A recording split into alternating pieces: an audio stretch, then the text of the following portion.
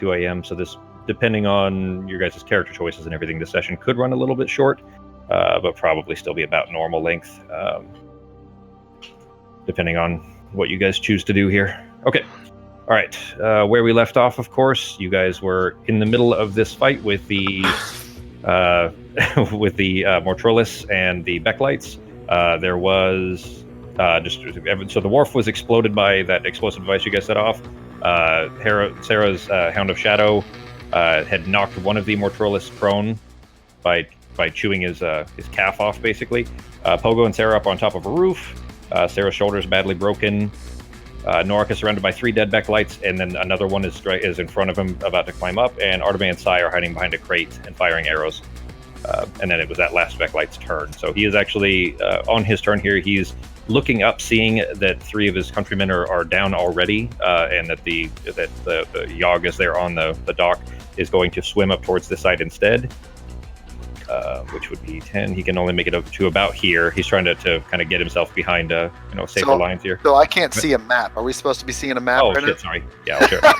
You guys, I'll close my eyes and just pretend. Yeah, I see if you guys on the right side where that image button is, Justin, if you click that, anytime that you've had an image like a map or anything else, they'll all be shown there. Okay. And you could have brought it back up there, but I had to share it back to everybody too. So, all right. Samson is basically on the dock, still holding on to that, and we are back around. Yeah, it is Sarah's turn. Okay. Can I? Where's the guy that's alive? Right there. So I'm gonna cast slow. Okay.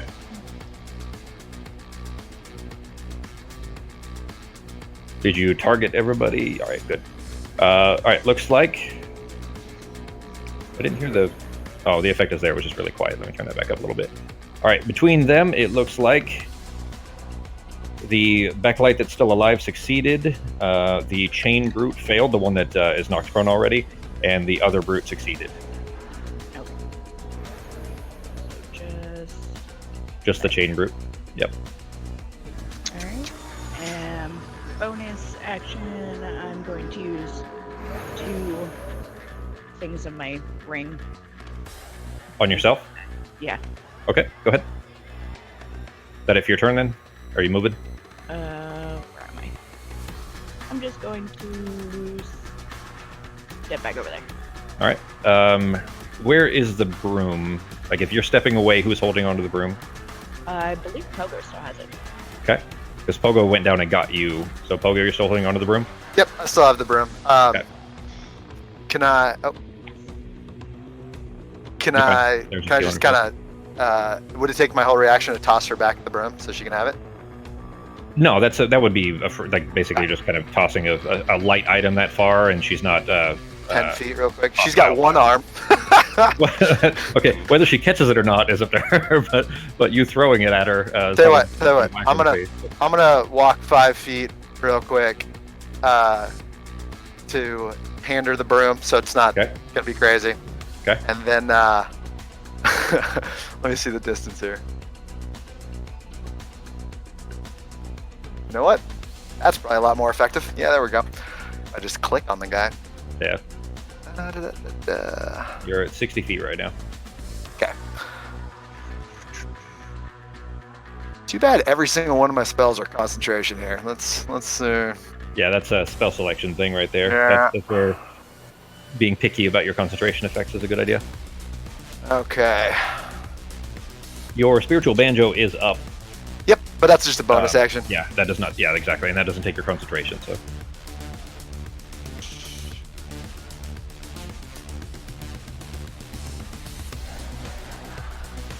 All right.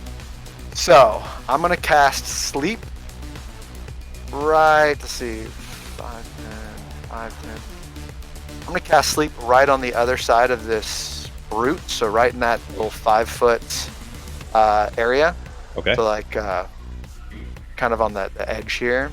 Just make sure I can grab so right click on the map and then top left for pointers.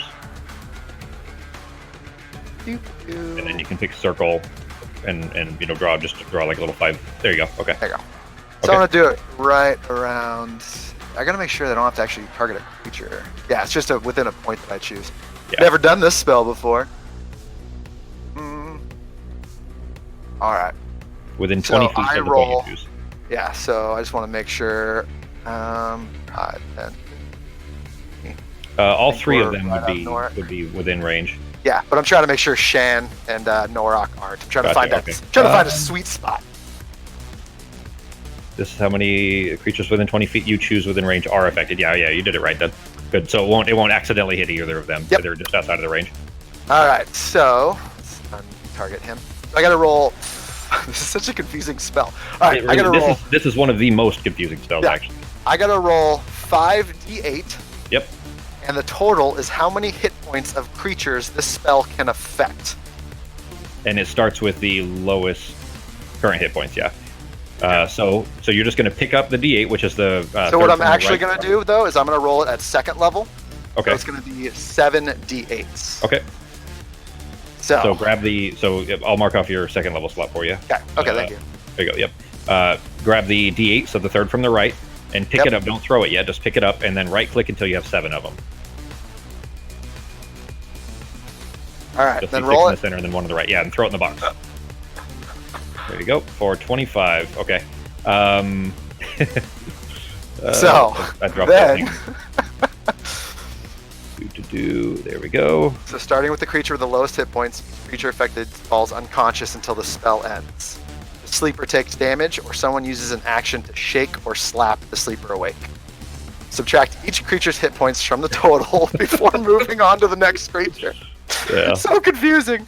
All right. So the part below that is an important step that you might have wanted to have read all the way through.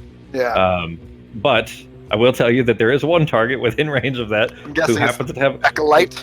who happens to have less than 25 hit points. So you throw out this somnolent chain toward them, towards this group, and you see Backlight 11, who has just pulled himself. He doesn't have his armor on. Just pulled himself out of the water up onto the docks there, and stood back up. And his eyes begin to like his eyelids begin to get heavy. He seems drowsy, and he kind of collapses off to one side. And good night. So he is prone. What all? Let me see. Basically, as long as no one attacks him or shakes him awake, he's just sleeping. So He's I'm going to put nappy poo. prone on him just to remind myself that he's asleep, but he won't automatically wake up or anything of that sort. He's basically asleep until something happens to him or he's shaken awake or whatever. So Cool. All right. And then I'm going to use my bonus action to attack the big guy next to my magical banjo. Okay. And God, I've already forgotten how to do that. That is under the spell for it, under spiritual banjo. Hit the magnifying glass to the right of it. Yeah, I'm looking at it. Right. Oh, magnifying glass. Grab the cast button or the attack button, either way, and drag it over and drop it on him, either on the combat tracker or on the map. Or if you target him, you can just click the button. There you go. Oh. Well, I mean, it rolled it basically. Still does damage. Not on a miss, it doesn't do shit. Oh, you're right. The fumble table rolled a 2, so there's no actual critical effect beyond it. Just missing. There's basically, when you roll a critical hit or a critical miss, there's a chance of it having a special effect on top of the double damage or whatever. But this one is not. So it wasn't as critical of a critical failure. Sure. But the banjo goes flying through the air. Probably maybe breaks a string, but beyond that seems to be otherwise intact and not damaged. So anything else? Any movement or anything? Nope, I'm good. All right. All right. Through the kind of din of this noise of the Mortrilus brutes kind of grumbling and fighting with Shan there. There is a whoosh sound that both let's see where you guys are at. Pogo, Sarah, and Arteme here. Actually, Norak, you kind of would too. It's just a little bit above you. It's quite a bit further above you. Basically about 15 feet above Pogo and Sarah, so quite a bit off the ground. You guys hear this whoosh sound above you, and you look up and see this streak of black and red zooming through the sky, maybe about 15 feet or so above you. It looks almost like a paintbrush stroke that doesn't have enough paint on it. And then that black and red streak ends at a nearby rooftop across from you, and it coalesces into this humanoid shape that's dressed in the very distinct robes of a Vabian Seerdaman. Pogo, you've never seen one of these before, but the rest of the natural ones remember them for sure. These are the dangerous caretakers and the controllers, basically, for the dead in Babby. The Mortrolis obey their commands. And with that, though, you notice that the skin of one of the brutes, the one that it flew over, which is actually the brute, the one that Pogo tried to hit, beginning to harden and crack like it's growing a layer of stone over its skin.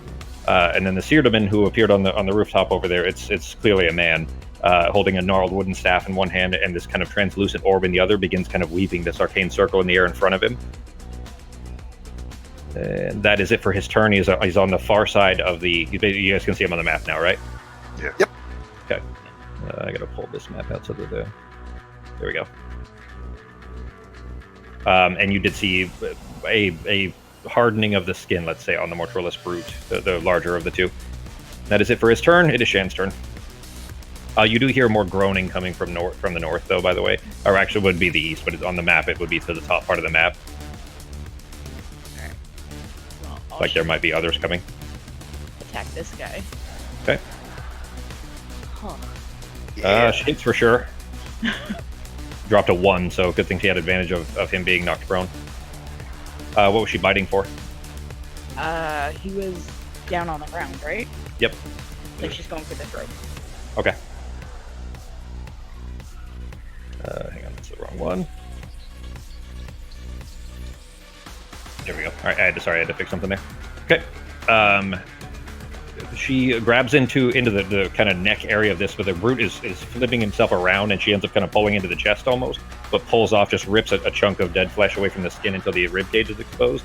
Obviously, the viscera inside is not, the heart isn't beating clearly, but the exposed chunk of center cavity, let's say, is now visible. She doesn't have multi-attack. Anything else? No, that's all she can do. She's not moving? She can't. Oh, she can't move away from him, huh? No, it's direct passive. Okay, and does that mean she can't change targets either then? Once you've set her on one, she has to stay on that target? Yeah, until either he's at 0 hit points or she's at 0 hit points, and if he dies, she disappears. Okay. Okay. That makes sense. Alright, then it is Norok's turn. Yeah. Okay. There's the little rage sound is yeah. All right, now. You go, buddy. Kick some ass. That's right. All right, since I have like 10 lungs, can I swim at the same speed that I walk, or is it reduced? It's like still half rate? speed. Yeah, unless you specifically have a swim speed listed, then it's half movement. Okay. If I dash, would I be able to still dash and so get 40 feet? Since it's half. Through the water? Where are you aiming for? I'm going to try to swim to the other dock directly to the west of me. To the right? Excuse me, to the east of me. To the right. See, Justin. Would be technically the map is pointed. The map is rotated the wrong way. Basically, the top part would actually be east. So basically, Okay. but that's not. I mean, it doesn't matter to you. But right here is where you're trying to get to. Yeah, to the dock below where that Seer Gnomon homeboy is on the roof. So that dock to the right of me. So. Your movement is 40, right? Yeah. So if I dash, can I get full 40 since I'm? Yeah, you'd make it just to the other side. All right. I would say even that if jumping still takes part of it too. But if you ran and jumped, you'd still have 10 feet left, so you could move to 2 squares north of you right there. Okay. Basically, if you jumped, run, jump, get as far as you can into the water, and then swim your way over to the dock, and then climb your way back up, you'd have enough to get here. Oh, cool. Right there. Oh yeah, then that's what I'll do. Okay. And I'm already raged and everything, so that is it. I'm just gonna be, looking around. So. Okay. No bonus actions then. No, I already raged, so I'm just gonna be ready to go. Okay. If you don't get hit this round, your rage will fall. Okay. So keep that in mind. Okay. You have to, as long as you have to get hit within each turn, or attempt to. If you hit something, or at least try, or if you get hit, then you're okay. Except I used my action already, so I can't throw a broken or anything. So. Exactly. Yeah. You have a bonus action left, and that's it. You used your action to dash. So. Okay. Okay. The groaning sounds that were coming from the north. You see a Mortrolis come around the corner. Just a dead soldier. Not the giant ones. He from there. Let's see, 5, 10. Well, he can't really get very far. And really, Shan's his only visible target, anyways. Is going to go for the giant dog who was chewing on the Mortrolis. And hits. You see he's got a kind of a bladed club, and he swings it through, and the kind of shadows around Shen split between it, and then re-solidify after the club has passed through. It clearly hurts her. Sarah can tell, but beyond anybody else watching would not be able to tell if it actually injured her at all. Sai's turn. She's not doing anything right now. Okay. Then the Chain Brute is going to, with Shan kind of stepping... What was... Did somebody drop a coin, or is that... That's the slow. Is that the slow effect? Okay. Sounds like coins dropping? Yeah, I think so. Okay. The the Brute, though, is going to clamber his way back up to one knee, just shoving the dog away, and then stands its way back up. With slow, he can only get either an action or bonus action, and then no reactions, right? Yes. And speed is halved? Okay, so, well, if the speed halved, then the best he can do would be standing up, essentially. So he's not going to try to move beyond standing up. And then he is going to, yanking his chain off of the ground, you see with this wide motion, especially with the balance kind of broken of one leg being torn in half, of him kind of waving this giant chain around the top of his head until he swings it around and tries to whip the dog with it here. Can I use cutting words? I want to try this out. Sure. He's within 60 feet of you. Barely. Yep, go ahead. So let me roll the attack and then we'll see. Do I select him and then hit effects? I'll go ahead and... Well, you know what? You can see whether the attack would hit first before you decide whether you Oh, want to okay. use it, right? Well, in that case, I'll wait till I decide if it's gonna Well, hit. so I just rolled I was it gonna and use you it missed to- anyways. Oh, okay. Yeah, so I mean, if you were trying to use it to keep him from hitting, Yeah. then you would have known, before that. So you basically didn't waste it. I think it uses one of your bardic inspirations to do it, right? Well, it says you can choose to use this feature after the creature makes its roll, but before the DM determines whether the attack roll or ability check succeeds or fails.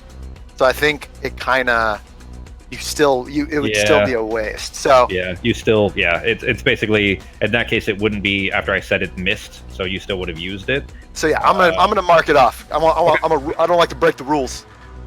And it is one of your bardic inspirations. Okay, cool. Yeah. All right. But he did miss, and he can't do anything else because he's slowed. So that's it for his turn. It is Artemis' turn.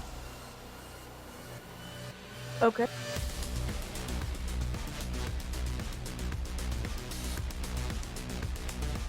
I'm going to use my short bow gun. Just 'cause Okay. it's like safe from here. I'm just gonna Sure. poke out at anything. You hop out from behind the crates to take a shot. Who are you shooting at? The more trellis guy. The Brute or the Chain Brute? Okay, the Brute. All right, that hits. He is the one that... and of course, No. poor Fox rolls a 1. But, I mean, at least it hit. Still did some damage.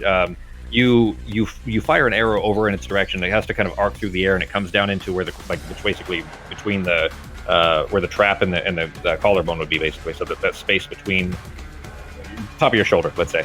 Okay. But you notice where it hits, in case you didn't know where the trapezius is. But where it hits, you notice it sinks into the skin there. But it happened to have hit in kind of a crack in the kind of stony layer that has grown over its skin. So you got lucky with the shot, but it doesn't seem like it hurt it very much. It still did the full 3 damage. He's not resistant. I'm just saying that he does have stone skin on. Any bonus actions or movement? I'm just gonna move back behind the crates so they can't hit me. Yes, Okay. What kind of shitty stone skin doesn't even work? She rolled high enough. Like basically, what it does is it. I get it. It increased. I get it. That makes His sense. AC is high. She just rolled really high for once. So. That makes Okay. sense. All right. 11 is still napping away. It is Samson's turn. He can't really do much because he's got to carry this crate. So, especially with that wharf blown up like that, he does move forward towards these crates here, and he sets the Olderok down next to him, stands up, and he is going to Sacred Flame the brute that's in front of him. He didn't really see, or it seems to have noticed that the Seardaman flew over. Which is, a pretty severe threat, of course, which he would know. But he holds out his hands, and a glowing kind of blue and yellow orb floats out, a fire floats out and crashes into the brute here, catching him on fire briefly. Just kind of burns over him, and then, he rolled a 1 anyways for the damage, so just burns over him a little bit and then fades out. 26, where is he? Oh, whoops. Another of the groaning zombie-like Mortrolis is wandering down the alleyway over here behind you guys. You can't actually... Nobody sees him yet, but they can hear him. So I'm going to go ahead and reveal him anyways, but he's basically coming down the alleyway behind Sarah and Pogo. That's as far as he can get. The larger brute is... he's going to just stomp his way... Well, with that movement, he can't really get super far, but he can get to about here. Stomping his way down the whoops, one more. Alleyway towards where Pogo, Sarah, and Arteme are. And he's kind of grumbling. Obviously, he doesn't have much for as far as vocal cords go, but he's swinging his mace above his head, and he looks like he's about to throw it. But that's it for his turn. It is Sarah's turn. Okay. You did heal yourself, right? A little bit. Did you just not roll real well? No, I got a 6, but it's only 1 hit die. Oh, okay. Yeah, you're still pretty beat up. Yeah. So I have the broom now, right? Yeah, Yes. Pogo handed it to you. You're very welcome, lass.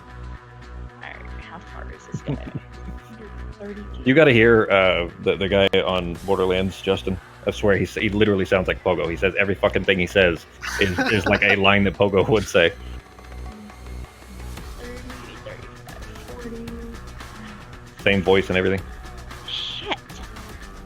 Swimming. No, she's fly. She has a broom. Yeah. I'm still No, not fucking close you enough. you could have taken me with you if you wanted to. You didn't just have to leave me on the roof. That's fine. Don't worry about it. With a His zombie hand is giant outside. heading after him too. Yeah.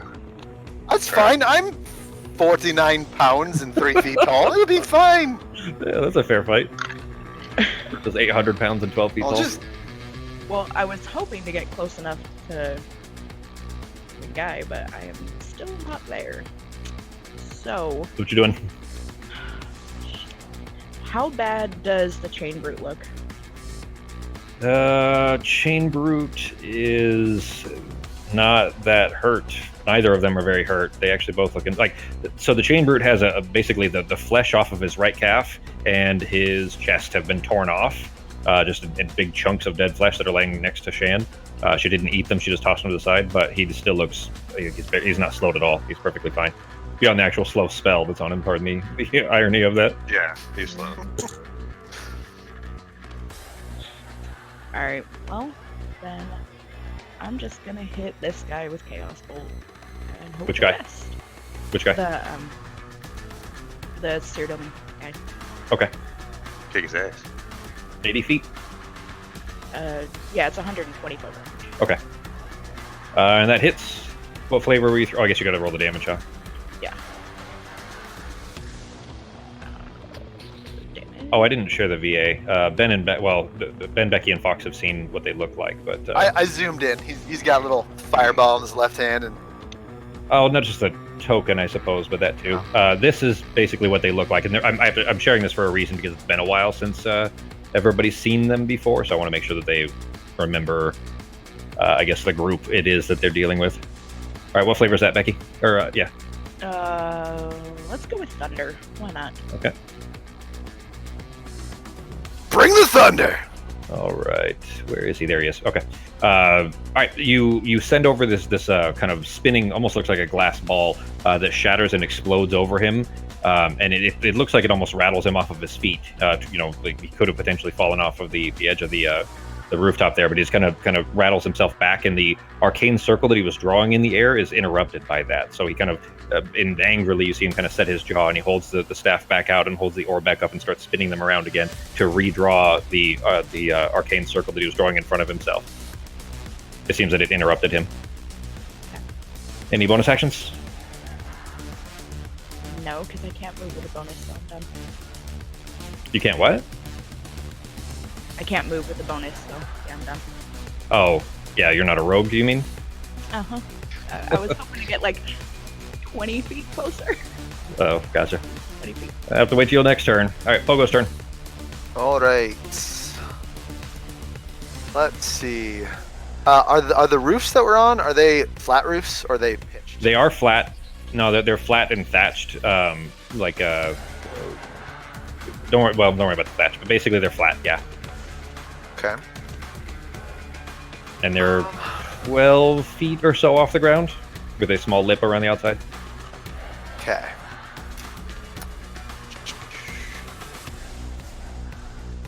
So many options now. Sorry, did the VA not load for anybody else? Did what? No. The VA for the Sorghum, it's It, not it loading never up. loaded for me either. Yeah. It did not load for anybody. No, it did not. I The even window popped closed it out. and reopened it from like the image map, and it didn't work there. Justin, did it load for you?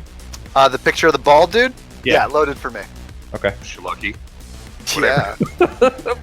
Gotta get on I this. Gotta get on this Windows 7. Oh, I'm sorry. No, this computer came with Windows Vista. Yeah, Gotta get on it's this probably, Windows Vista machine. it's probably like a fucking Celeron. No, it wasn't. It was the early like Gen 1 dual core or something, wasn't it? Yeah, Gen 1 dual core. This was also stolen from a client who was gonna just get Throw rid it of it. out. And I was like, yeah, I'll just take it. Like, Yeah. why not? It loaded on my side for my recording one here. Did everybody get it this time or no? This time it didn't come up on mine either, so I don't know. I mean, we've seen it before, so. Well, this one is different, but it's important that you guys see it for Okay. a different reason. I think Fox actually kind of noticed it last week or 2 weeks ago. I just want to make sure that you guys have it. So I'm gonna go ahead and drop it in Discord for you guys. Okay. Let me grab the VA here real quick. What are you doing, Justin? Currently trying to figure out if I want to cast a spell, and I don't know if I want to do that.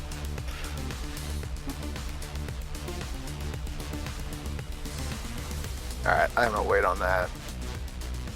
Doo-doo.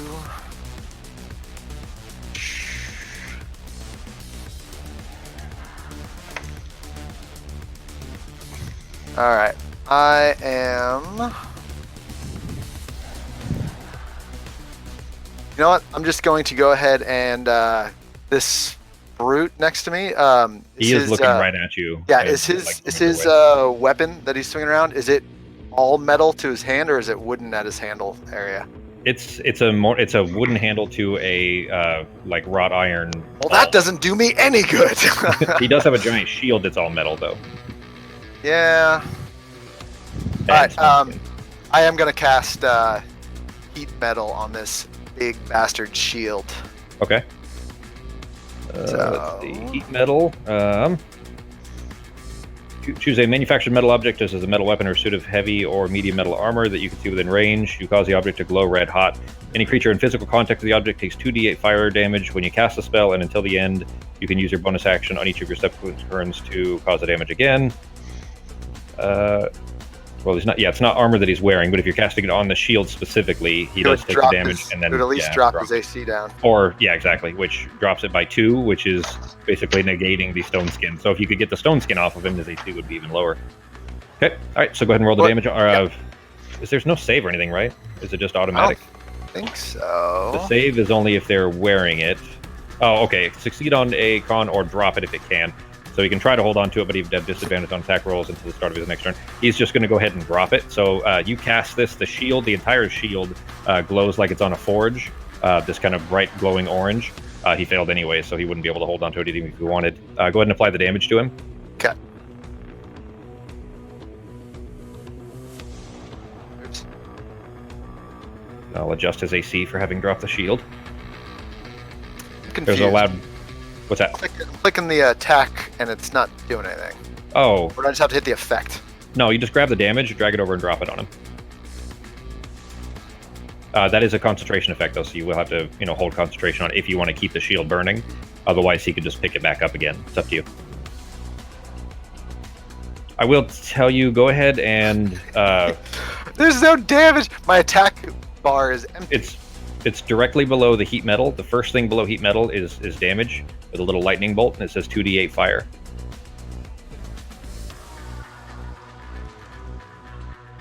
Yeah, I don't have that. Oh, wait, okay. I got it. There you go. All right, doing 9 damage to him. He does drop the shield, which clangs against the wooden boards. They're actually, from the angle where he would have had to drop it, he's not smart. He wouldn't, try to throw it onto the ground, actually. So where he drops it, it lands onto the wooden planks, which is too far below him anyway, and then slips off towards the water, and it falls into the water with a steaming sound, like a steaming hiss. Okay. So it is out of his range anyways. Any bonus actions I'm gonna drop it as my concentration since you dropped the shields. That doesn't take a bonus action to do. You basically Okay. didn't have to retain concentration if you wanted to, so you still have your bonus action if you want. I'm not gonna do that. And what I'm gonna do is I'm gonna move the banjo I think it's max is 20 feet to 20 move. feet. Yep. So I'm gonna move it to. You know what? I'm gonna move it. Let's see, where was it? Right here. 5, 10. 15. Yeah, get it right next to this guy. I'm gonna go ahead and attack him with my spiritual banjo. Okay. Give it a whack. Okay. Oh man.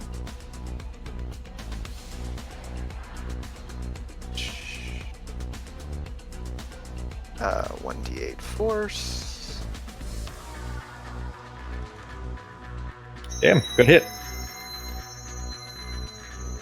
That was actually damage. You didn't roll the attack. Oh, That's why- my bad. that's why it I'll looks like a good- reroll. I'll It's reroll okay. the. Okay. Just roll the attack, and if the attack hits, you can use that same roll. That was a good roll anyway. Works for me. Oh, damn. misses. Damn. Actually misses anyways. So now I gotta take it off. So your Alright, that's spiritual, fine. you've used your spiritual banjo twice this combat. Actually, I think it hit last time. Didn't you get? I think you got a hit with it last session. Yeah, I got hit with it once. Yeah. And then can I get off the roof? I got a motion of 25, so it'd be Yeah, 5, you still have your 10, movement, so 15. yeah. Do I have to Jumping roll down, to get off the roof. it's up pretty high, especially since you're only 4 feet tall. 3.5 feet tall. It's a 12-foot roof. There's no ladder, so you are gonna have to make an I'll acrobatics check to stay jump down. on the roof, just at the very edge. Okay. All right, then in that case, it is the Seardeman's turn. He surveying the field here and seeing the Norok the Yogg running towards him. He is going to. He holds the hand with his staff, which is his left hand. He kind of holds it out without looking towards him. He holds it out towards Norok over the side of the the rooftop there, down towards him, and you see a black and green kind of swirling rope of energy move out towards Norok to hit him in the chest. Ben, roll a. Where is it? By the way, sorry it took so long for my turn. Apparently, I forgot how to play this game in 2 weeks. Just 100% lost all of it. That's what DMing your first game did for you. Right? Let's see. Take a ranged spell attack against the target on a hit. Okay, so he just has to hit you, G. It's not even something you get to try to roll against. Which is successful. He rolled a 19, so it definitely hits. And you are enfeebled. You have Ray of Enfeeblement against you. This kind of glowing beam of green and black is still kind of connecting between the two of you. And in the duration of this, until this is dropped off of him somehow, you do half damage with any. I think it's half damage with any regular physical. Let me see. On your turn, on each of your turns, at the end of each of your turns, you can make a con saving throw against it to try to drop it. But otherwise, deals only half damage with weapon attacks that use strength until the spell ends. Got a G? Okay. I don't. I thought I had a special effect for enfeeblement, but I guess I don't. So we'll have to. I'll just do the math for you when the hits come. Okay. So you get to hit Should be anything. easy enough. Yeah. And he's not going to use his bonus action. That's going to be it for his turn right now. Actually, yeah, he is. He holds his right hand, the translucent orb, out towards the Mortrolis that the banjo tried to whack. And you see a different beam of kind of reddish color go between the two of them, drawing from the zombie towards him. Okay. And the wound that he had taken from the Chaos Orb blasting him back looks like it's closing up slightly. And that's it for his turn. It is Shan's turn. Go, puppy!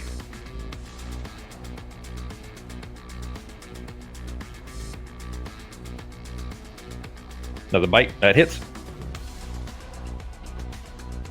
Oh yeah, his AC is reduced because of slow too. He's not quite bloodied yet, but he's taking a good beating. Becky, are you muted or something? Hello? Yep. There she We is. can do that. All right. All right. Anything else for Shan? Oh, sorry. He has to make a con save to try to knock him prone again. Which you can see he rolled a 19, so 23. Is that it for her turn? Yeah, because she can't really move out of the way of the other guys. So. We may adjust that, Becky, because that seems kind of fire and forget. That's like a turret. So we may adjust that later on. I'll look at the balance for it. I'm Reggie. enfeebled. You technically got hit with the. So actually, him hitting you with the enfeeblement did help you because it kept your rage up. Otherwise, So the rage that- would drop. So even though I didn't take any damage, that was still a hit. Yeah, it doesn't. You don't have to take damage. You just have to. Something has to try to hit you. You have to try to hit them, or you take damage or cause damage. One of the two, or one of Sweet. that group. Works for me. All right, so 12-foot roof, you said? Yep. Athletics to get up there? Yeah. Okay. Big money, no whammies. Exactly. Yeah, good thing I Yep. Yeah, you definitely. Yeah. You would have probably failed 4 + 7. You would have just barely failed without advantage. So Yeah. good thing your rage is still up. Okay. All right, so you climb your way up to the edge there. He's still not looking at you. Like he never looked at you throughout all of this. You see him kind of with one arm, with his left arm is swaying the staff, and right arm is with this small orb and kind of spinning him in circles and drawing this kind of arcane circle in front of him. Okay. And you're gonna frenzy too. Yep. All right. Since I still have my bonus, since I don't have to rage this round, otherwise I was gonna. Yeah. But- Yeah. Okay.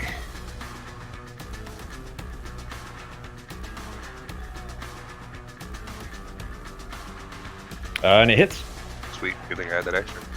When you swing through him, you notice that his his form kind of splits and moves to either side, and then comes back. But he does grunt like it hit him. Okay.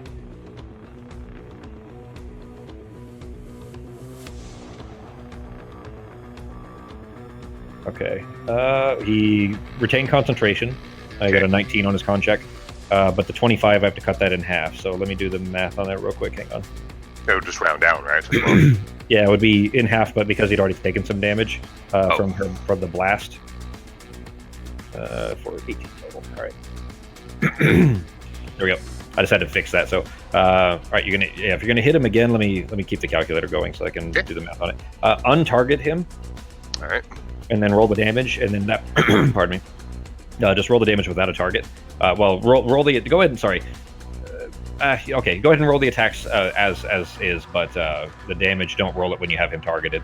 Well, So that I now. can fix it. Okay, that definitely hits. So, all right.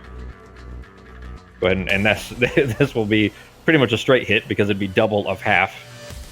Yeah. Half because of the innervation and double because of the crit. So there was no special crit. It was a 2. So Okay. And then just roll the damage to just drop it on the stove. You know? you can go. Yeah, you can go ahead and hit him with it normally since it's a crit anyway. Ray of Innervation will ignore. It'll be ignored by that. Jeez.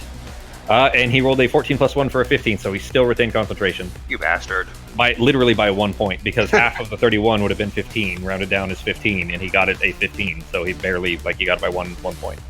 Yeah. Okay. Last one. Let's make it count. You used your bonus action. I didn't rage this time. I used my bonus action on my last turn. Oh, that was your frenzy attack. Never mind. Yeah, okay. But that one misses. Okay. And that's it for I. All right, so he's kind of holding these above his, holding his arms above him and swaying this around. And each time you brought your axe through him, his form splits and it's almost like you're cutting through like the ripples in water kind of a thing, because he just splits in half and then comes back together after the axe has passed through him, as if there's nothing there. But he's definitely groaning in pain as if you were hitting him. You're just not feeling any physical reaction from it at all. And then of course the third one missed. So, all right, this one is wounded. There we go. He is going to, with orders from the Seared Men that he received, he is coming towards Norok instead. But he can't make it up the roof, so he's on the edge here, and you hear him kind of clanking against the side of the building there. Sai's turn.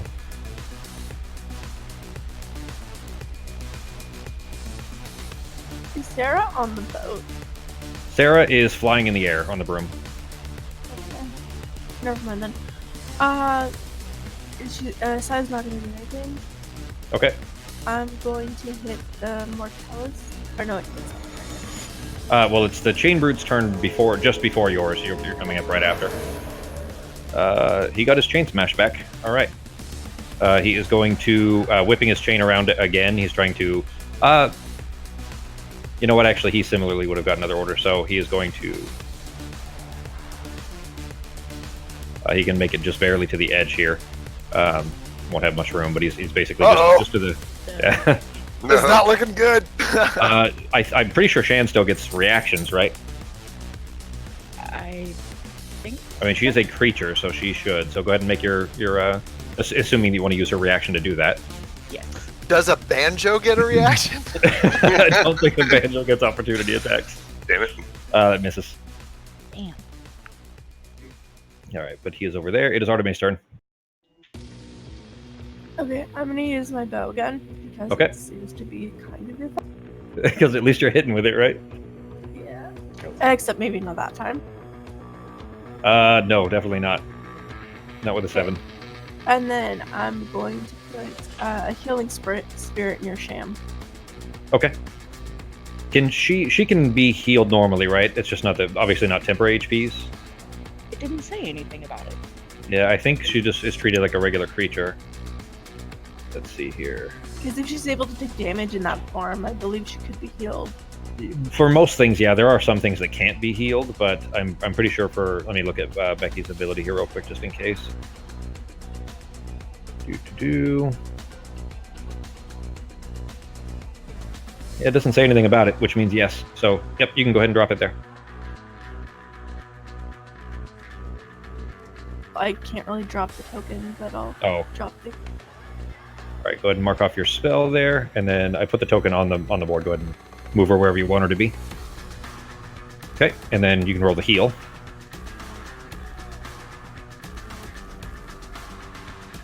There we go. Okay. All right, and that's it for your turn. Mm-hmm. Okay, the arrow is sticking out of the wall behind the Mortrolis there. He didn't seem to even notice. He was still he seems pretty intent on moving towards Pogo. That guy's still sleeping. Samson can't really do anything from where he's at. What does he have range on? He would not try to heal Shan, that's for sure, and nobody else is wounded. Actually, Norok is wounded within range of him, right? Did you get hit yet? I do have a little bit of damage from something, but it's not much though. I think like 5 missing. Yeah, that was from the backlights. When they hit you before. So he is from it. He can't do much. So I mean, just from what he can do is a 1d8 heal for Norok. Oops, grabbed the wrong thing. There you go. If you got a spell pop up, G, you can just close it. It was just cure wounds. So he heals you a little bit from a distance, kind of reaching down and getting ready to grab the box again. And it is 26. Comes. Let's see. You can make it to here, just barely. Comes stumbling around the outside. Artemis, you hear the kind of undead groaning of this one coming around the corner from you, and kind of stumbles forward, trying to club you in the head with his mace, which hits.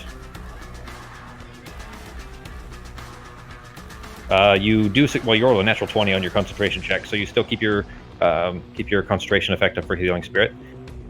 The brute, now at the edge here, is going to try to climb up.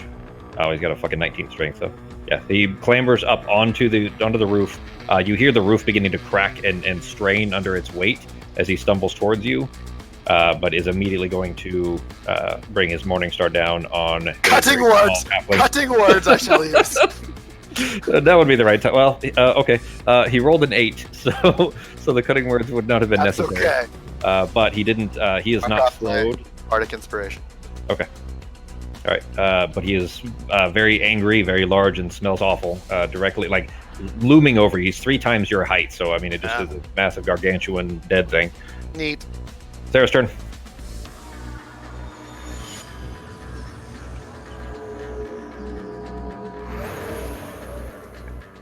All right.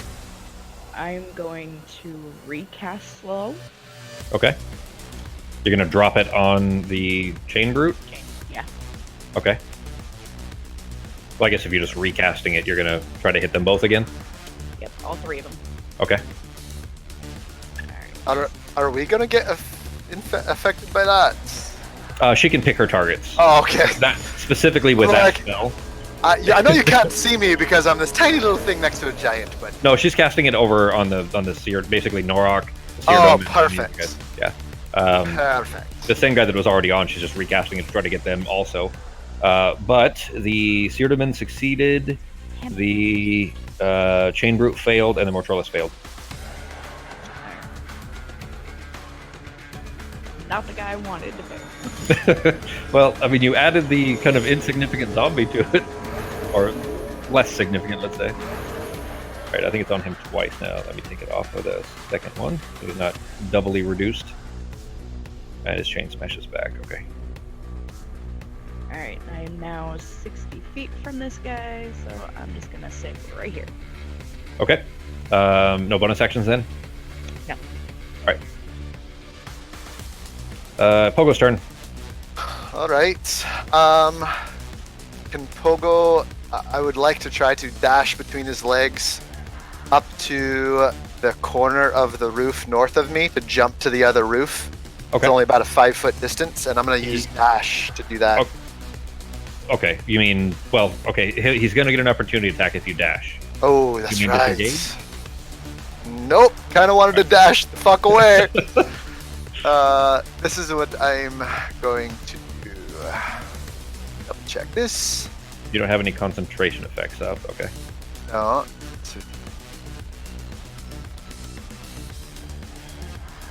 Okay, so I am going to use in my inspiration Swift Act on myself. You don't have inspiration. I don't have inspiration? Nope.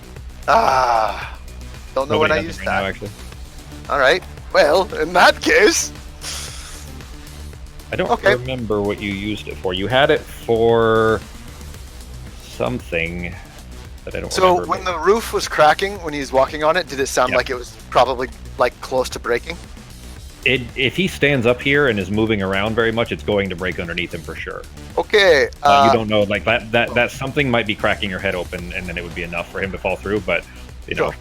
Pogo San's head is not going to care as much. So what I'm going to do is I am going to. Oh, I guess I've got to do that. Let me just read something real quick. Sure. Yeah, I'm gonna cast. I'm gonna go ahead and cast Thunder Wave on him, Okay. and I'm Okay. also going to aim it towards the kind of the roof behind him if I can, like just kind of attack him and the roof area to maybe get him to fall through. Okay. I see what you're trying for. All right.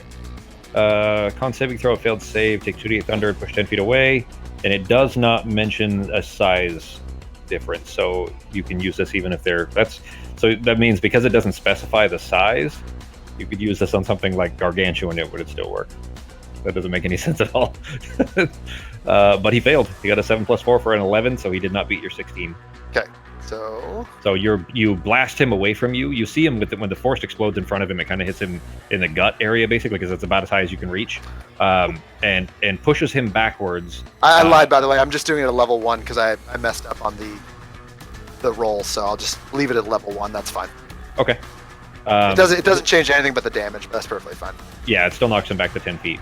And the explosion, of course, is audible all around. You guys, there are people to the top part of the map. It'd be to the east, but to the top part of the map is the group of civilians that are still being kind of rounded up, or had been rounded up by the remaining backlights. There are other soldiers basically just off the map, about 50 feet away. So remember that. But basically, that explosion, of course, just kind of echoes over it, and it's almost quiet for a moment with that deafening sound before your hearing comes back. As he's pushed away from you, it did for sure. In fact, roll a d100 for me, so a percentile dice.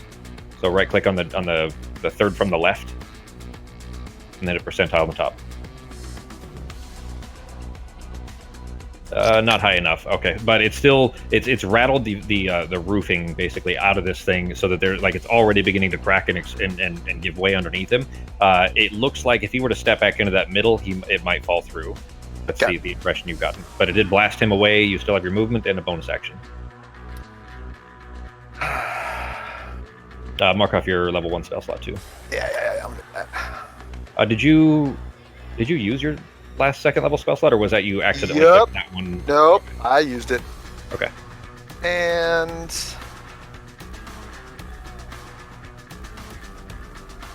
shit, rocking a hard place, am I right? I'll just move back to the very. I don't want to knock me off the fucking roof. That's what happened to Sarah. Sarah got fucking brained. Well, not even this one. Like the first time they ran into these guys, Sarah got knocked off of a bridge, landed on the ground, and got knocked out, like completely unconscious, knocked out. So I'll leave that my bonus action. 5, 10, 15. I can get right behind this big guy with my banjo, and I'll attack him with my spirit banjo. Okay. Right in the ears. Gonna bust some strings. And oops. Sorry,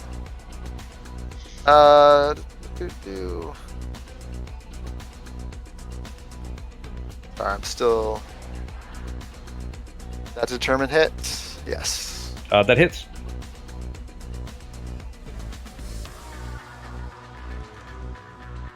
Oh, that's a good hit too. Damn. Yeah. Good job, banjo. There's your banjo-y sound for now. I still haven't adjusted it to the. I don't worry too much. I have to put that on there. All right, that it for your turn. That is it for my turn. All right, the Seardaman's turn. With Norok standing right next to him, Norok, he does not appear to be nervous. He does not appear to even. He's not giving you any satisfaction of like you raging in front of him. It's frustrating that he just is standing there as if you're unimportant. I do need to put the concentration effect on it though.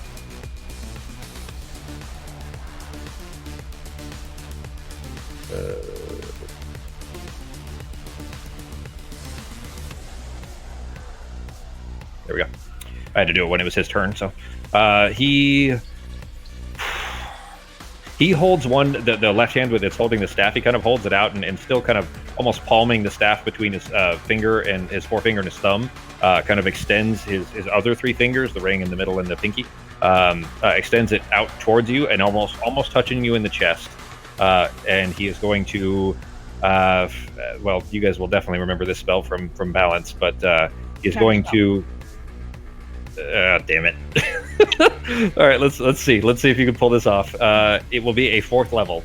So you see him, Sarah. You see him kind of beginning to cast this, and you see this kind of greenish, blackish energy coming out of his fingertips into Norok's chest.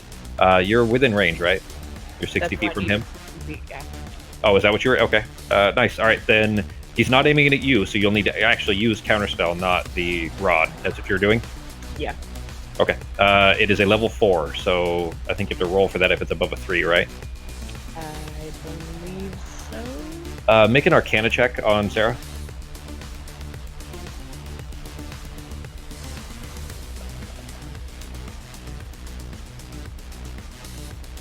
A natural 20. You immediately recognize that this is the spell Blight, and you know for sure if Norok got hit in the chest with this, it's going to be disastrous. Uh-huh. So I just hit cast, right? let's see. 3rd level or lower, it fails and has no effect. If it's a 4th level or higher, make an ability check using your spellcasting ability. So basically, you're going to make a charisma check, and the DC is a 14. It's 10 plus the spell's level, which is 4. So you just have to beat a 14, or Norok's going to get hurt pretty bad.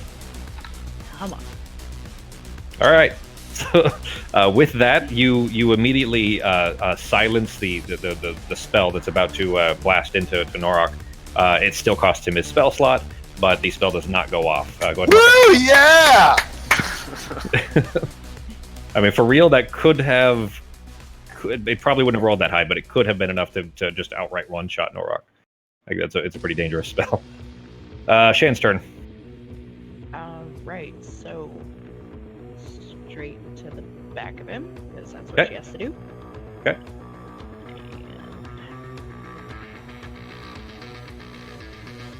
And it hits. He's more than bloodied now, so. So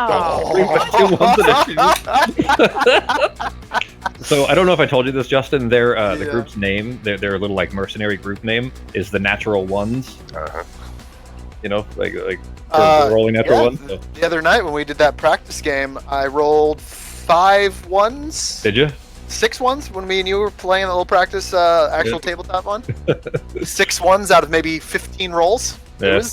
It was impressive. You got really like okay. I guess you're suitably fitting for this group then, because Yeah. like, he rolled. Not kidding. We so Justin DM'd his first. Well, a few nights ago, I went over and then he ran Here, through this you tell one the shot that he story. made. I gotta use the restroom. I'll be back.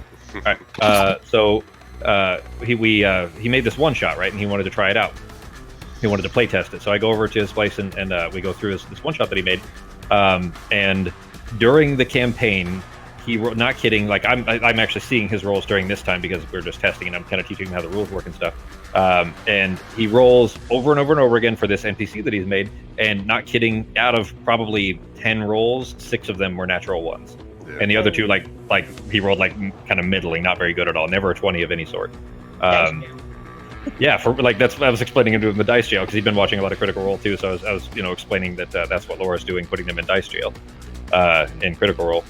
And then afterwards, we went to a bar a few nights ago, night before last, I think, to actually play this one shot with a bunch of friends, right? And during that whole thing, like he's behind the DM screen. I'm actually playing at this point, so I'm not seeing what his rolls are. And he just like every time that he rolls, he just gets this like frustrated look on his face. I'm like, I'm just assuming that he was rolling badly, but apparently he rolled like 5 more natural ones during that time. Jeez. Yep. So you're back, Justin? I am back. Fox, you there? Yep. Okay. There we go. All right. Then it is Shan hit and roll did almost minimal damage. That it for her turn. Yep. All right. Norok's turn. Norok Ah! Never gets old. Yep. The energy kind of stops just before he touches your chest with it. It looked certainly dangerous, but he's still like ignoring you. He's still just facing forward and trying to draw this circle in the air. Okay. Wasn't I supposed to roll a con save at the end of my last turn to see if I could break the enfeeblement? Yes, you were supposed to. Go ahead and roll it now, and then if you succeed, then it'll have broken before you start your attacks. Okay. And the DC is 17.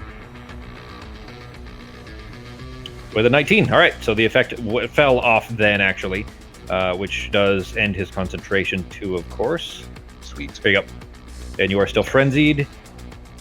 Hang on, let me look at his. Where's he at? Grace. He's bloodied, but not by much. I guess is how I'd say that. Okay.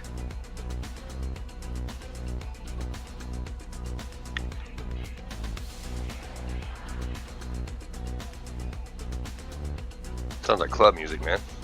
It kind of does a little bit. This is actually from Borderlands 3, one of the boss tracks. And I like this one. It was a cool track, but it does get a little bit repetitive eventually. No, it's fine. It's fine. It's just I'm used to the 16-bit music, so I guess that's just a bit. I was kind of going on that same theme. Yeah, like the last couple of times I've been using the combat music from, or the track music from that critical, goddammit, Castlevania game I was telling you about. Some of the tracks from that are really good too. So. Yeah. All right, but that hits. Go ahead. Okay.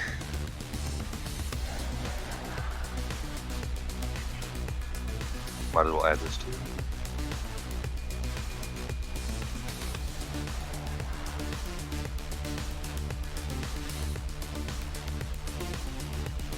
Trying to one-shot him. I'm gonna kill this motherfucker now that I'm not enfeebled anymore. Bastard. That was a really good shot on his turn, though. Well, you got with your natural 20 on it, it helped a lot. So Yeah. definitely broke the. Well, it would have. Okay, I actually meant to drop the enfeeblement off of him, but that would have broken it anyways because his concentration check was too low. Cool. Your axe passes through him, and you see him as it splits through him. Him coming back together is a little bit slower, but this time he actually does kind of turn and look at you. And there's clearly anger in his eyes as he's looking at you, but he's not still not focusing on you. He's kind of just like out of the corner of his eye, barely giving you any attention. He does look like he's about to cast something else. Yeah, he's going to use his reaction. Okay. Let's see. Especially now that I don't know. Narratively, I think it's probably a little bit meta to know that that Sarah's used her reaction already. But having casted a spell already, I mean, it makes sense for somebody to understand that they wouldn't be able to do it again immediately afterwards. So he is going to. He's not slowed, is he? Because I didn't reach him, did it? No, it didn't hit him. Okay. It hit the other guys. Yeah.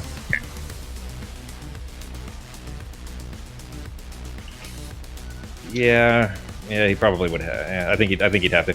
This kind of interrupts what he was trying to do, but basically you see him look at you, and then there's clearly that anger in his eyes, and he kind of just slams the staff in the with it's almost like his fists are slammed together, basically holding the orb in one hand and the staff in the other, until the staff hits the floor in front of him, and he disappears. Jerk.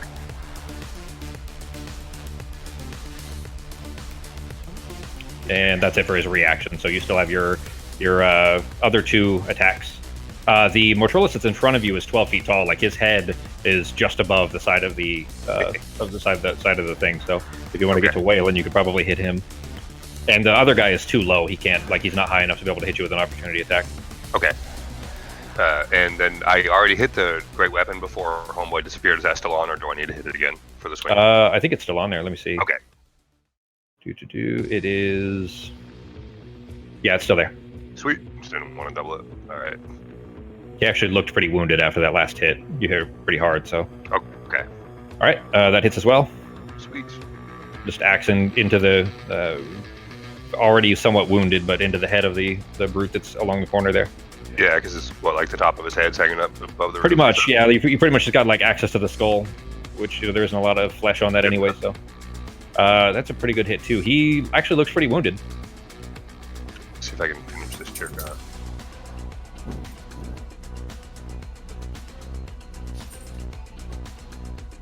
Go ahead. Yeah, hits.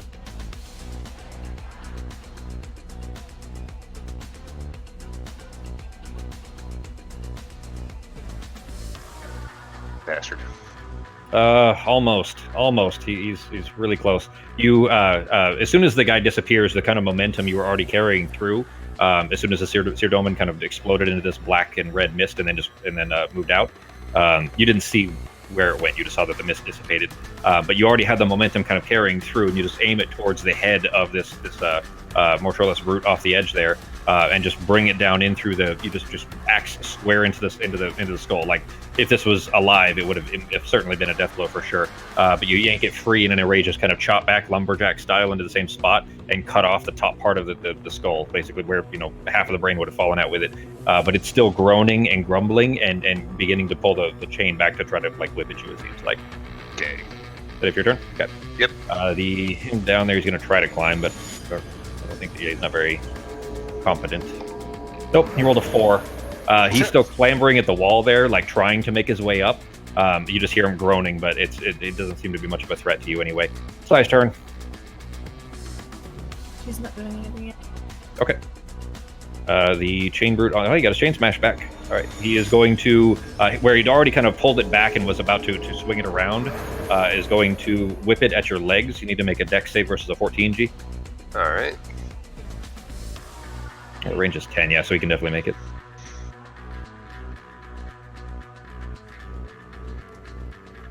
And he hits too, so. You just barely got it. Sweet. Because of advantage. You like the chain comes swipping under your legs to try to wrap around them, try to pull you off of the ledge, or to wrap them around you and pull you prone. It still wraps around your legs, but it doesn't yank you out from underneath. Okay.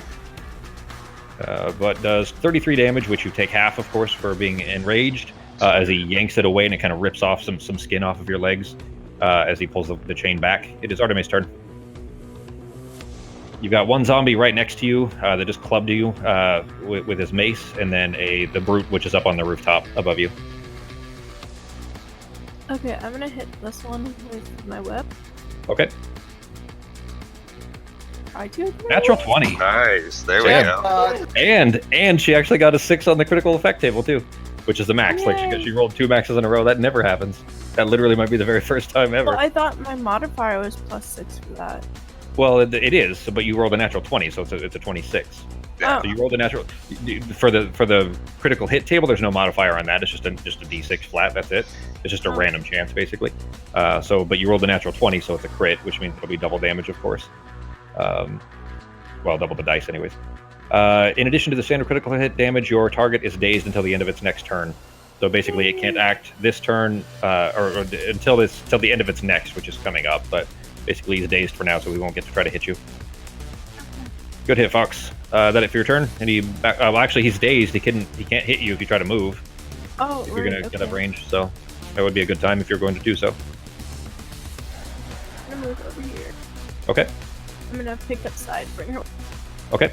So you reach down after whipping him, and you see his, what is left of his eyes basically kind of roll back, and he's kind of just well, you probably haven't played the old school video games where when they were dazed they would sway back and forth. But anyways, you kind of you reach down, pick up Sai, and kind of leap over the. Ben knows what I'm talking about. Leap over the. Becky just did that. It made me laugh. Oh, did she? Okay, all right. Rolling your head in a circle. Yeah, exactly. Yeah, circle. Like old school RPGs where there would be the little swirl of birds over their head and everything, and they would just kind of sway in place.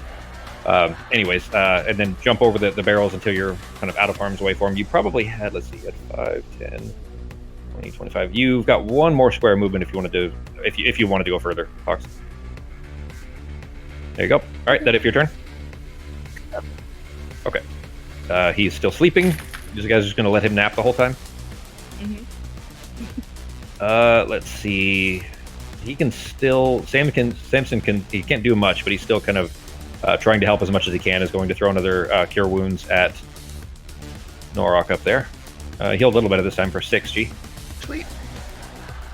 26 is dazed until the end of his next turn, so now he's basically the end of his turn. He is no longer dazed, but he can't move, he can't have any actions because that was it for his turn. So, all right, the brute on the rooftop there, they're really not smart enough to, without direction specifically to avoid, a weakened spot of the roof. He is going to try to step over it. Justin, roll a percentile dice for me. Hold on one second. Okay. All right. So, what do you want me to? Roll? Roll a percentile dice, so third from the left, Do. and then right-click it and percentile. That's slow. All right, so the Mortrillis is on the roof with you. Did you hear the first part, Justin, or were you? Hold on. Leah's calling me. Give me 1 second. Yep, no problem.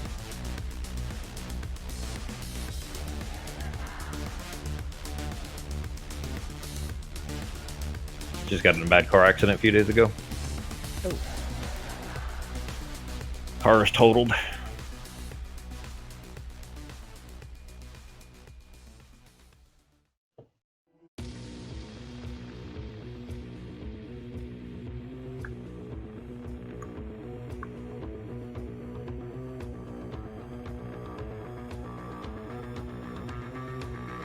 Jeez, you guys are getting close to tapped out on resources.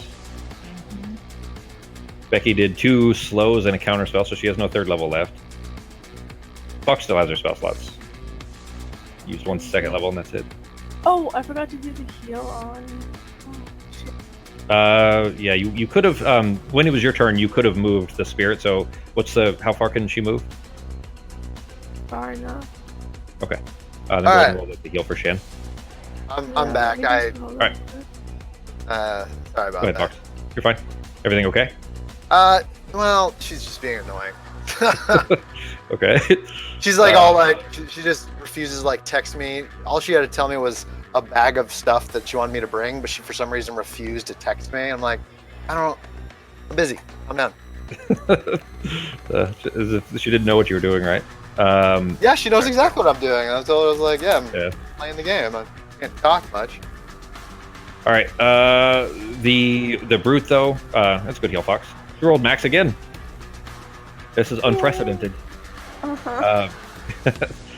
The brute though, Justin, on the rooftop there with you, they don't have personal intellect anymore. They don't have intelligence enough to not step through a hole in the floor like that, basically, unless otherwise directed. And it doesn't appear that he's gotten those directions. So I had you roll that percentile dice to see if he falls through.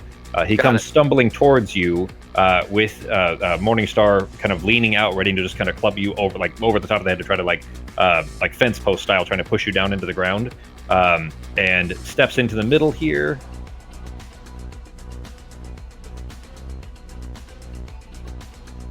All right, you're not going to believe this here. Check this out. You rolled a 19, and then I rolled to see how bad it would be if he were to fall through, right? Okay. And here is what I rolled. If I can grab the... Wait, does it automatically copy into... I hate the new snipping tool for Windows 10. Yep, it does. There you go. out of 100. That's what he rolled. Whoa! So he comes he comes trying to bring this down on you, but the blast that you did into the ceiling here just caves in all the way. He comes plummeting down through this. I mean, it's not, his face is still right in front of you basically, but he ends up dropping the mace, and actually have him roll a hit against himself for dropping it. For the damage from falling through for 16, not much. He rolled he rolled 1 1 1 1 3 3. So after all of that, rolls super shitty, but at least you're not hit. He ends up falling through. You hear the sounds of bones splitting when he hits the ground. He may have, broken a knee or something of that sort. You don't know, but he did not hurt you, at least this round. He is still within reach of you, though. Like he literally can just reach up and grab your ankle right now. Sarah's turn. Right, so I'm gonna move up there. Okay. And then. Still on the broom, right? Still 15 feet above the ground? Uh-huh. Okay. And I'm going to hold my action because Okay. I didn't see where the mist went, right? It just Nobody, yeah. Well, you know what? Go ahead and give me a perception check. You wouldn't have seen it there until the next step of it, basically. So basically, when his turn comes back up, you would see where he appeared at. You feel like you moved in the right direction. I would say that you probably saw just a thin blitz of that same black and red kind of paint look that went across well, it would have been to the north on the map, but to the east in real. Anyways, basically up above you, you moved the right direction. You moved towards where you think it probably went. 30, 35. Okay, I'm going to sit right there and then hold my action. Okay. When it reappears. Okay. I'm going to hold Chill Touch, and it's cantrip. Okay. That it for your turn? You still have a bonus action technically. I mean, that's your reaction and action to do that. So you've got a bonus action you want to use. So I know I can use spell slots to make sorcery points, Yeah. but how many spell slots can I do at a time? Because like if I You want can one sorcery, do. I need. I think it's one. Yeah, I think it's only one spell. Let's see. Expend one spell slot and gain a sorcery points equal to his slot's level as a Alright. bonus action. Then I'm gonna use a second level spell slot and get back 2 sorcery points. Then. Okay. All right. Go ahead and unmark it. There you go. Is that it for your turn then?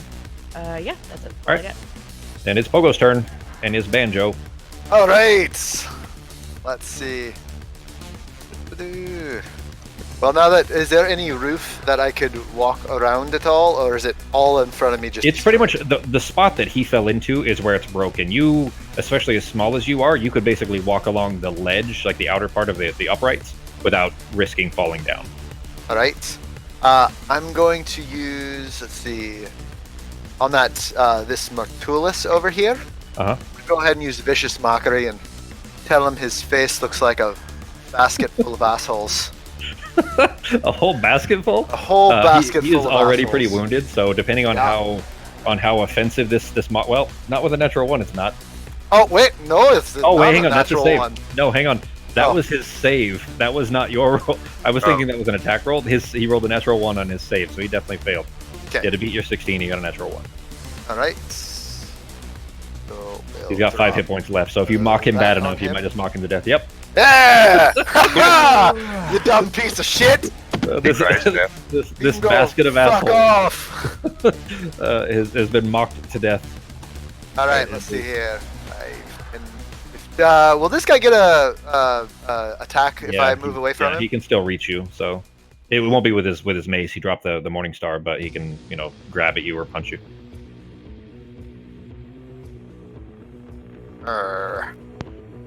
Unless you have something bonus actiony, like rogues can disengage with a bonus action, but True. not bards. Rogues are pretty badass. You know what? I'm just going to go up to 5, 10, 25.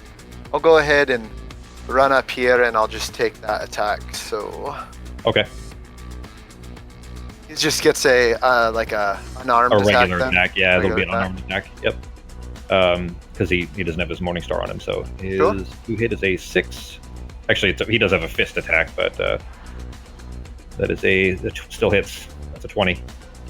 Ooh. And his fist attack is a 2d8 plus 4. It's not a regular, like, unarmed style attack. Alright. He actually has a fist attack. You want to... I'm gonna cast Cutting Words as Okay. my reaction. Yeah, so do you want to reduce the damage or try to keep him from hitting? I'm gonna try to keep him from hitting. Okay. All right, he got a 17 to hit. So go ahead and use your Cutting Words, and I'll take the... Well, we'll leave it in case it doesn't attack it, then, or if it doesn't roll high enough, then I'll take the 7 away otherwise. So I think it's D8s. Is it D6s or D8s for your inspiration? D8. It's a D8. So roll a D8. Oh, sorry. And we're gonna subtract the result from 17 and see if it still hits. Your AC is 15. So you only need okay. You needed to roll a 2. You rolled a 3. Yes. So just barely enough. So not only did you just call a zombie a basket of assholes and kill him, but you mocked this chain or this Mortrilus enough. Look at the dumb zombie dropping his ass. Done. Look at the dumb zombie. Now who's dumb? There you go. And then I Alright, think do I still have a bonus action, or did you use my bonus action yet? I don't think I did. That was your reaction. That was my reaction. So I'm was your gonna- reaction to block his reaction. So you still have your actual bonus action. Yes. So I'm going to use my bonus action to attack this brute again. Okay. With what? My banjo. No, the other brute. Oh, the other one. Okay, I got you. Yeah. All right. Yeah. And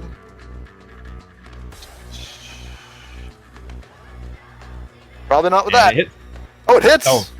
No, sorry. No. 11. Oh. I was looking at the wrong number. It rolls 1 on my side too. That misses. Got it. Right. Well, that's the end of my turn. All right. So with that, Sarah, you already being kind of somewhat prepared for this, I would say that you probably were facing the right direction too. Having seen, no, I just rotated you because Sarah would have had a general idea of where the black and red kind of paint streak went. You do see him reappear on the rooftop over there. So go ahead and your chill touch will fire, and then if he's still alive, then he'll make his attack. Oh, come on. That misses.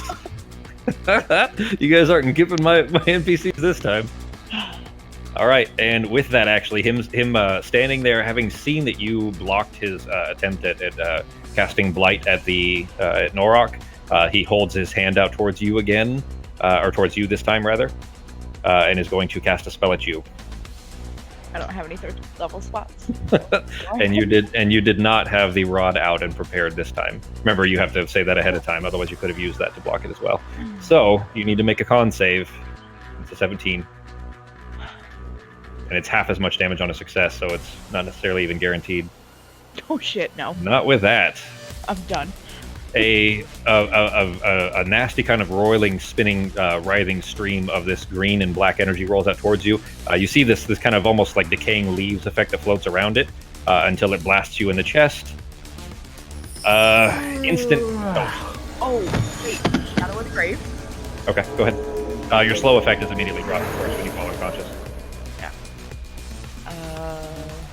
What is it? I think the DC is it's hard to be successful. It's good at low levels, but not so good. Charisma saving throw DC 5 plus the damage taken. Okay, and it was 26 damage taken, so you have to beat a 31 on it. Basically a natural 20 is the only way you can succeed. Well, it's worth a shot. Here we go. Nope. That was a 16. All right. It was worth the attempt anyways. You guys, Pogo, you definitely see this out of the corner of your eye. What the hell is that? Oh shit, actually, that's one automatic failed death save too. Sarah, you are floating above the ground, 15 feet above on the broom, get hit in the chest with this beam. Immediately, the light fades from your eyes, you go stumbling towards the ground, falling off the broom, and right back on that same right shoulder again. In fact, this is almost the same spot you fell on the ground earlier. Crashing into the ground, immediately take 1 failed death save, so go ahead and mark that on there. Yep, I got it.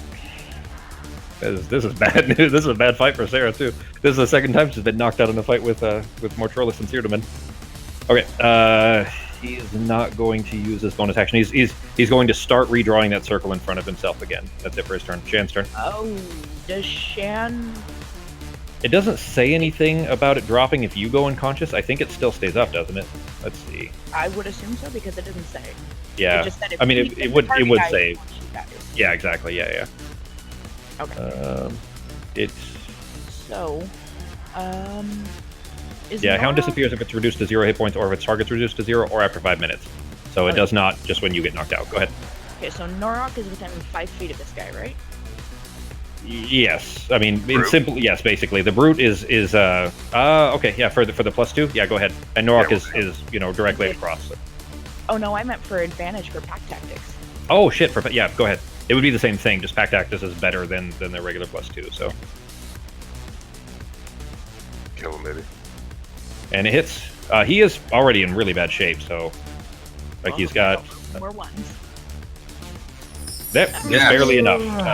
He had 15 left and he rolled 17. So Shan rips into his other leg, kind of pulling him down. And as soon as he falls forward and his head kind of crashes into the wall there, Shan jumps up on his back and just rips into the back of his neck, pulling the head off. And the brute is no longer moving. And she disappears. Because her target's Bye bye, Shan. Yep. All right, Norik's turn. Okay. You see the Mortrolis, the shadow dog kind of rip into the back of its neck. And then as the Mortrolis stops moving, Shan just dissipates into the shadowy smoke. There's still a grumbling Mortrolis down below you, trying to climb up the wall. And then there's a sleeping Backlight on the dock over there. Yeah, he's still chilling. Yep. And the Seardaman, Alright. which just blasted Sarah, who is now on the ground down there. Okay. You know what? Give me... It's going to be a disadvantage, but give me a... maybe memory check, I think, probably. Give me a memory check on anybody that can see Sarah. So Pogo and Norok. Artemis too far away. Artemis, you probably would have heard, that they kind of Sarah scream and then it collapse into the ground again. And, it being recent in memory because it also just happened like 30 seconds ago. This is the second time. So like it sounded familiar this time. So I would say that you probably heard the sound and at least knew that Sarah went unconscious, Artemis, but not necessarily what the cause of it was.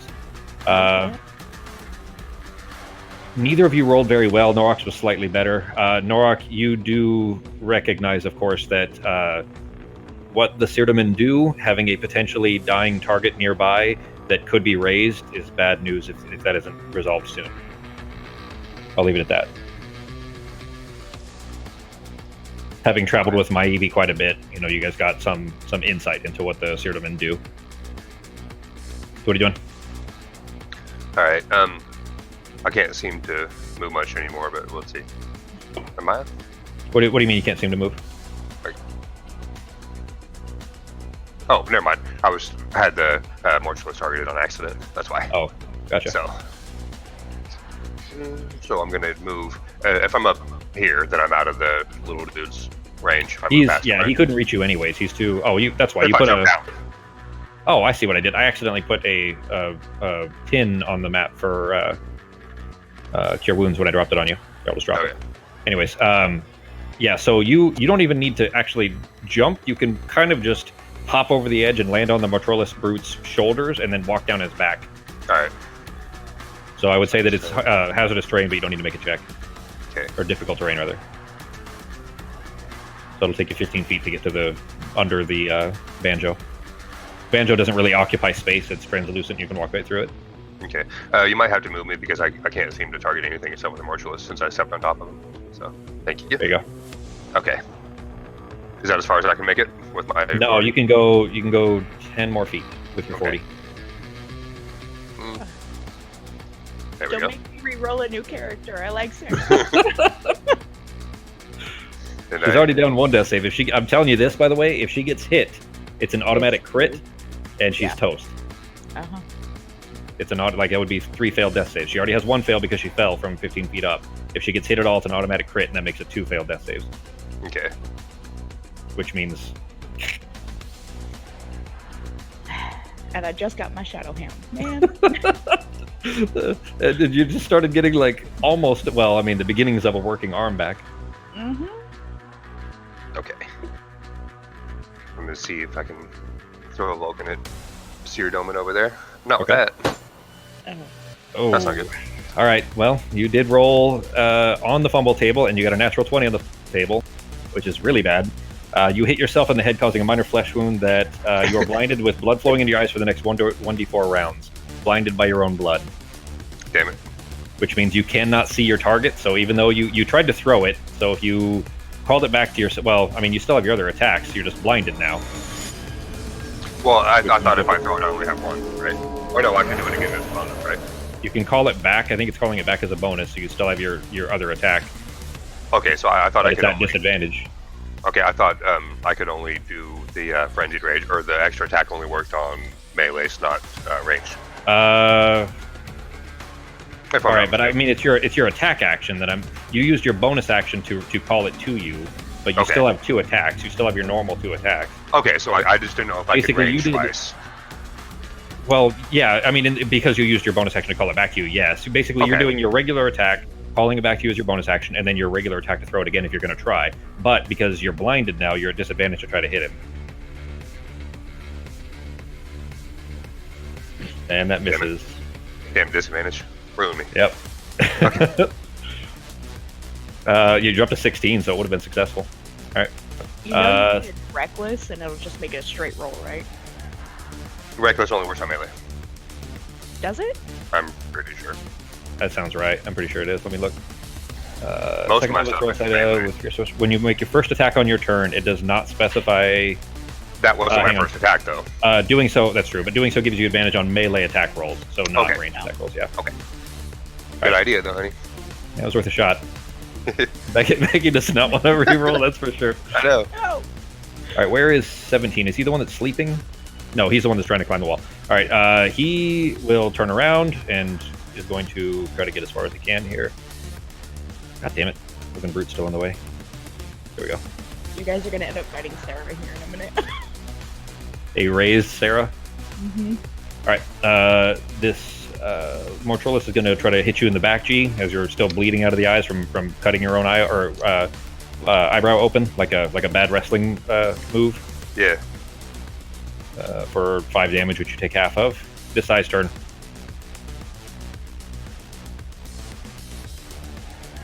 Side doing anything, Fox? Yeah, she's gonna go towards Sarah.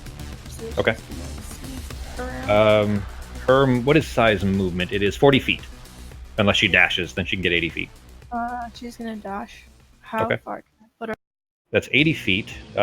Which, I guess, what direction do you want her to go? Here, you know what? Actually, for simplicity's sake, I'll show you how the lock tokens works. All right, so I just locked her. So go ahead and move her, and you'll see. In fact, so say we'll start her from right here.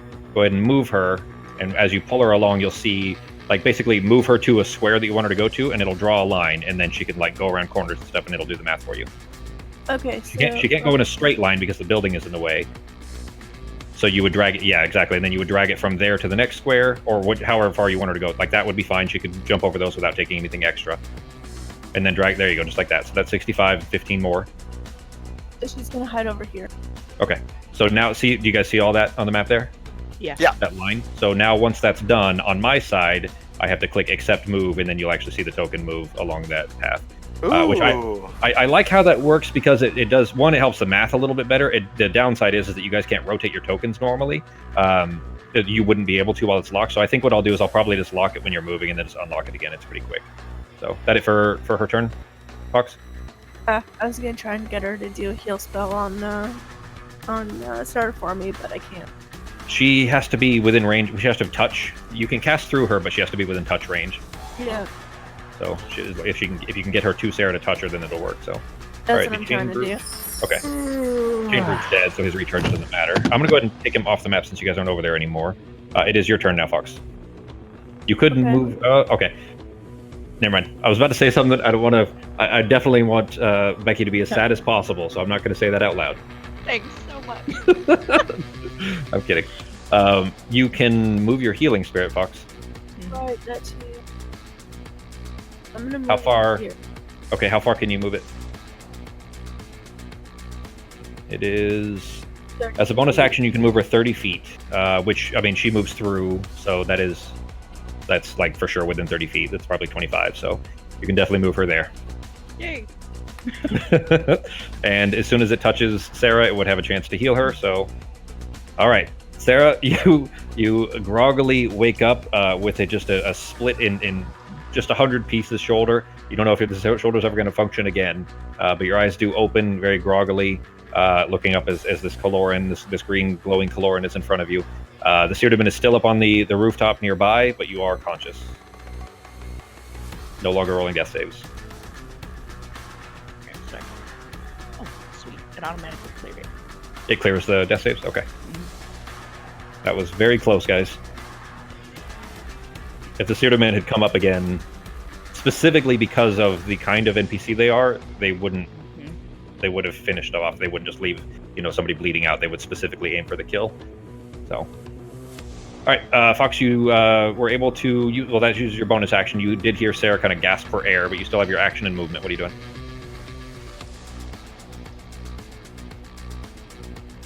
I'm gonna try and hit this guy again. You kind of can't see him really well. He's like stuck in a building. He's basically, you know what? Actually, I would say that building has windows. You could probably blast it. The windows would have shattered when he fell through, so there are broken windows that you can see through. He's actually. There would be one. You know what? I'll just do a quick line. There would be one probably here, and then another one along here. So those two spots, the actual lines, not where the numbers are, but those two lines are where windows are. So if you move slightly, there you go. Okay. And then I'm gonna use my short. Okay. And that hits. No, sorry, that misses. Sometimes it shows. Yeah, sorry. Sometimes the lines go in the wrong order. Usually it shows me the roll and then whether it hits or misses, and sometimes they're backwards, and this one was on top, so I didn't see it first. Worth a shot. Is that it for your turn then? Yeah. All right. Then it is the sleeping guy still napping through all of this.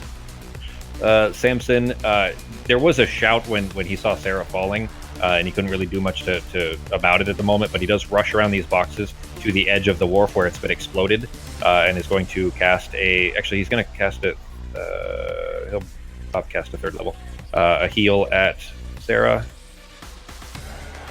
for another 14 hit points. Yay. And it is the Brute's turn. Oh, crap. He's I was just kidding about the whole dropping your weapon thing, you big, ugly fucker.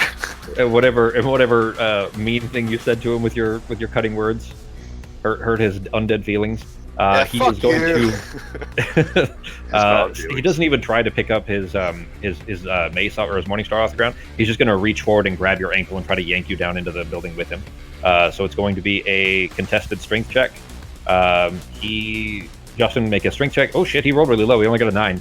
Yay. So, to try to grapple. So. Oh,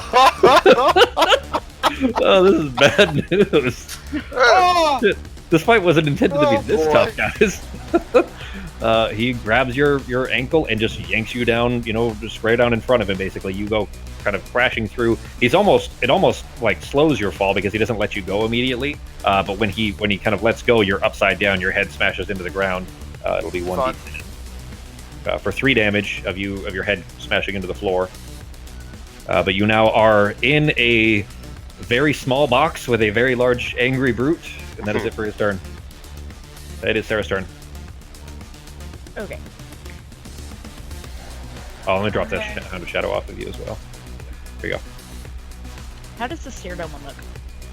Does he look like he healed since He's he he got a small heal from something. Well, you didn't see this happen. He looks slightly better than he did on the other rooftop, but he's about 20% of his health left. He looks in pretty rough shape. Yeah. I'm gonna use Chill Touch. Okay. Oh, come on! Really? The skeletal hand kind of appears behind him and tries to grasp his neck, and that same kind of splitting thing that you saw occur when Norak was swinging his axe through him, like the neck just disappears and then reappears as the grasping hand kind of claws away. Any bonus action? Right. Bonus action. I'm gonna bring Shan back, and her target is the Seer Demon. Yeah. Okay. All right, let me put her on here for you. So Put her back in the combat tracker. and then this goes on the Seer Demon. Yeah. Where did she? Oh, she rolled really low. She got a 4 on her initiative this time. 3. Jesus. Where? Go ahead and move her wherever you're going to put her. Well, she's got to be 30 feet, but she's gonna be up on the roof. She can so be. fine. You have to give her a target within 120 feet, and then she appears 30 feet from 30 them. feet. Yes. Okay. Yeah, I think that's what it said. I thought you could pretty much start it right on them as long as it was within a certain range, but let me look. The hound appears in an unoccupied space of your choice within 30 feet of the target. Within 30 feet, but not at 30 feet. You can put it right on him if you wanted. Alright, then yeah, she's right on him, right behind him. Okay. All right. Literally just drop it on him. Pretty much, yeah. I mean, just because drop they a giant dog on his head. I mean, they appear in the air I mean, anyway. you gotta admit, that would confuse the motherfucker. so- for sure. To have a rhino-sized dog just fall on you. Yeah. All right, it is Pogo's turn. In very dangerous position for sure. There is a door. There is a door. It's right here. It is closed currently, and in fact, actually, you get by looking at it, it looks like where you crashed the roof in because of this giant thing. The door might be buckled. Like if the door is supposed to open in, and the Is roof there is kind of caved in a Are little there bit. any other busted windows on my side of this house that I can see? There's one on the. I mean, there should be one on each wall probably. So there's going to be one. You know what? I'm going to be fair about it. It's in the middle. So I was going to make it more on his side. So it's right there. So you kind of have to go past him a little bit to dive through it, and you may end up landing in water, and he's going to get an opportunity attack. Yep.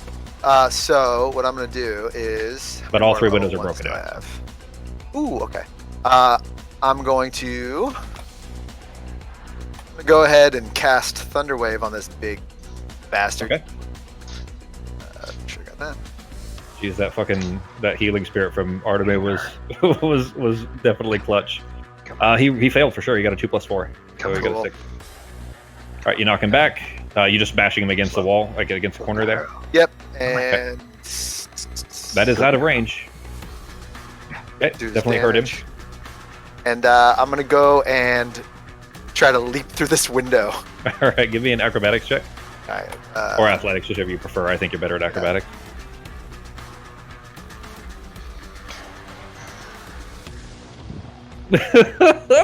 Ah! Well, you attempt to leap through it, end up catching the basically your heel against the inside frame of it as you're already out through the window and fall outside, face planting into the deck for another 2 damage from falling on the other side of I'm it. just gonna keep hurting myself in tiny little Pretty ways. much, yeah. God. That's better than getting clubbed by this guy. Like you Yeah. may not survive that, but a couple of small hitting your head on floorboards isn't going to kill you. So Am I prone or can I still move a little bit? you can stand back up. It's going to take you. I mean, for movement wise, it was 5 to get to the window. You're probably at 15 at this point, so you have 10 left. Alright. Just gonna go right about here. Okay. All right. It is now the bonus Sandman's turn. bonus yeah, go action. ahead, I'm gonna go ahead. attack this guy behind Norak with With my your banjo. banjo. All right. I just realized I should have moved. Can Can I at least Go ahead. stand up? Yeah, I mean, you could have at least stood up, which would have been half your movement. If you want to move yourself 15 feet, go ahead. So on this spiritual banjo, I don't Yeah. have an option on here. I have an option to cast, but I'm not technically casting it. Do I roll just a d20 to determine attack, just a random d20? Well, it's actually it's a little bit confusing how Fantasy Grounds Yeah. is laid out in this way. What it is to the right of the cast is what will apply when you click the cast button. In this case, it's the attack, which is a melee +8. So if you want to click the cast button, it'll automatically do it for you, or you can click the attack button, it'll do the same thing. Wrong No, guy. you did it fine. That's it. Oh. Oh well, yeah, okay, but that's what you're attempting to do. 14 against Mortilla 17, right? That's what you're trying to hit. That's what I'm trying to hit. All right, his AC. Where's his AC? Is a 14, so it still hits. Cool. And then I just drag the damage onto him. Yep. There you go. How is he still? Okay, yeah, he's pretty beat up too. The spiritual banjo clubs him across the back of the head. Like there's a if this thing had any recognition, it would certainly be confused by it, but it just basically still standing there and groaning and trying to claw at Norak. All right, it is the Seerduman's turn, and at this point, by the way, had Samson would have attempted to pick Sarah up anyways, but at least that healing spirit was certainly very clutch. Like this could have been the death of Sarah right now if the Seerduman had a chance to blast her again. With Shan up in his face, having seen Shan tearing into one of his brutes, he probably would try to take her out. So he is going to, still kind of drawing these, holds the orb in his right hand down towards Shan and is going to try to blight her. which, Becky, I don't think you'll be able to roll the save for her, but she's got to beat a 17 on a con save. I'm going to give you the modifier, Becky, and then you can just roll a flat d20 to get the result here. Her modifier is a 2. So roll a d20 and get a 15 or higher. All right. She still takes half damage, so 18. All right, so still half of 8d8. Okay, I'll just drop it as 48 to make. Oh, 8d8? Yeah, that's why if Norok had gotten hit by it, he would have been fucked. Like anybody, well, that's why Sarah was screwed by it, is getting hit by that. Damn it. All right, so half. She only took 11, so Shan is still okay. If I can find her.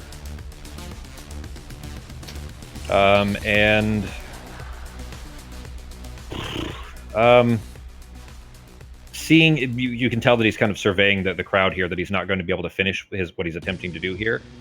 He is going to use his bonus action again to explode into this mist, this painting mist, and then flies off towards the right, basically the same direction that he had been previously. But this time, Sarah, watching for this, you don't see where he stops. Okay. I'm gonna go ahead and remove the token there, but you don't see it stop. You basically, it looks to keep moving, or at least as further than you're able to see once he's over the top of the roof there. Norok's turn. Okay. So there's still within view, you have a sleeping Backlight who is just napping away peacefully, a zombie behind you, and then there's still, that there's still a raging ogre in the building nearby where Pogo just came down out of. Okay. Well, I guess. Go ahead. Sorry. He Jess. might be half stuck in a building, though. I'm not. Yeah. He's gonna have to Fit like through the door. he's gonna have to use his action just break a wall. Well, remember, these are halfling buildings. He can't fit through the doors of the windows. Yeah, he can't fit through a window or doors. You have to like climb over a falling apart building. I'm If pretty you guys, excited to watch if you this guys happen. grab some boards and some nails, you could probably just keep him in there forever just by boarding him up. Aw, Make it part of the house. and make him a pet. Yeah. See if I can bash up Tiny over here. Oh yeah, no problem. Well, with a crit, yeah, I don't think he can survive this because your modifier alone is going to be enough to wipe him out. Critical hit was a parry.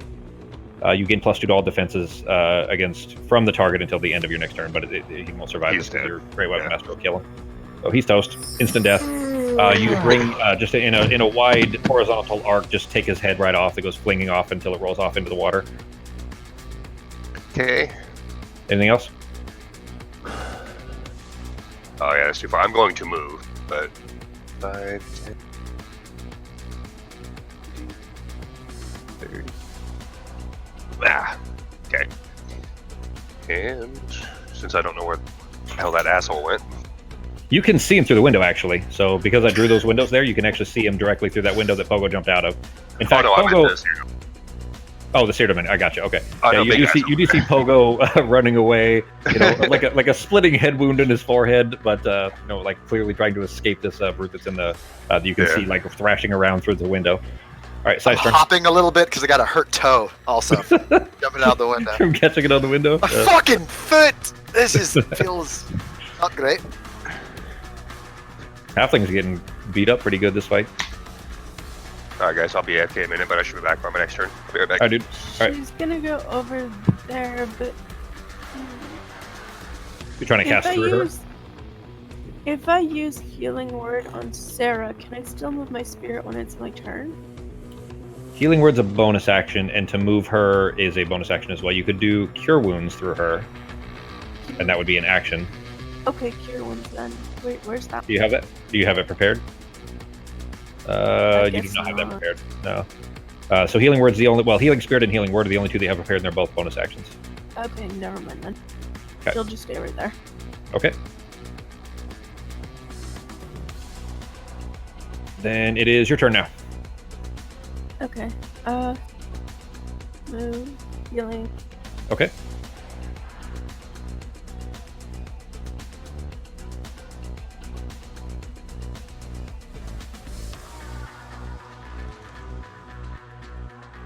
For another 2. Sorry. Shouldn't apologize. Literally, that healing spirit is what kept Sarah from, kept Becky from having to roll a whole new character. So, Unless you guys It's could not much- potentially. What's that? It's not much healing. Well, yeah, but 1 is infinitely better than 0. True. Then Okay, I'll I'm gonna event move rerolling to your this character. window and Okay. again. All right. That no, it still misses. Sorry. Hang on. He's still no. Hang on. It should have rolled a concentrate. You guys wouldn't have known this, but it should have rolled a concentration effect a few times when the Searderman got hit. I'm gonna roll some concentration checks real quick. How many times did he get hit? Ballpark. What do you guys think? By Norok? Well, the Searderman 4. total. Norok hit him twice, I think, and then missed the 3rd time, and then I missed it. tried to hit him. Yeah. And then 'Cause Shan hit him. Did Oh, Shan? that's right. Yeah, she did, and she hit him pretty hard too. Actually, Yeah. he doesn't have a lot left. He's only got Yeah, 19 hit points Let's left. get that fucking stone skin off there. I'm gonna That's roll. okay. I think it's probably about 5 hits that he's taken. So I'm gonna go ahead and roll 5 con saves. Which he definitely expired. The first one was in 1. So the stone skin definitely came off, which means that would have hit Fox. So go ahead and roll your damage. Oh, okay. Basically, his stone skin should have come off probably on the last hit, most likely, as far as the damage. Neat. And of course, it's a 1. Geez. Oh, poor Fox. Like you do, you realize we do like have some pity for you, right? Yeah. Does that make it feel like? Is that better? Is it better to have the pity or not? All right, the Backlight is still napping. It is Shan's turn. Okay. So because what's that? It says at the start of the turn, the hound automatically knows its target's location. If I was gonna say, yeah. it is Yeah, no she would still know where it is. What's her movement when? Is it just 50? Yeah. All right. I'm not gonna count him off. I'm thinking it's probably she's got a fly speed too, so it's probably about here that she's flying through the air, basically in that like almost straight to the right like that. She's still clearly going after something that you can't see anymore. All right, Samson's turn. He can't really get across there. He's going to throw another heal at Sarah then. For 1, of course. The brute inside the building there is going to try to smash his way out. Probably at the door would be what he would aim for rather than the window. So he's going to come over to the side here and try to knock this down. He's pretty wounded, by the way. He doesn't have a whole lot left either. It's probably, it's just a kind of a ramshackle wooden place. It's already pretty well fallen apart. Pogo, right behind you, the door just smashes open and crashes across the alleyway behind you, and he comes storming out behind you into the broken corner there. That was his action to do that, so he can't actually hit you yet, but he's behind you, like right on your heels. No, Rock! I'm gonna need you over here. The other giant? Yeah. All right, Sarah's turn. Okay. Would I know if I go to pick up Pogo, just like on the other side of him, would I still be in melee range of that guy? Because his reach is like 10 feet, right? Yeah, his reach is 10 feet, so... Shit. Alright. Another He does question. look like the brute, though, is just peppered with arrows and he's taking a lot of damage, but he's pretty well beaten up already. Shit. Alright. Is this circle of fire still burning? It's not burning anymore. It was the wharf was exploded and blown to bits. That's a hole. Okay. It's basically there's no more wharf there. It's just the water. Okay, I just want to make sure I wasn't taking fire damage. Nope. Okay, that changes my plans a little. Alright, let's hit him with the Chaos Bolt. The brute. Yeah. Okay. Oh, come on! Really? If you guys would stop rolling so bad, this fight could be over already. All right. Any bonus actions? Oh. Do I wanna... Shit. No, that's it. Oh, wait, I'm going to move on the other side of these barrels and just kind of have my head peeking out. Okay. Staring in the direction that Shan is going. You were in contact with the healing spirit during the start of your turn, so Becky, or Fox rather, if you would roll another heal on her. It is Pogo's turn. Okay. Pogo is going to turn to this big, tall, undead piece of garbage. And He's going to. Oh, that's not what I want. He's going to use Vicious Mockery. Okay. And that hits. Yeah, really fucked. That does. Okay, so we'll do the damage.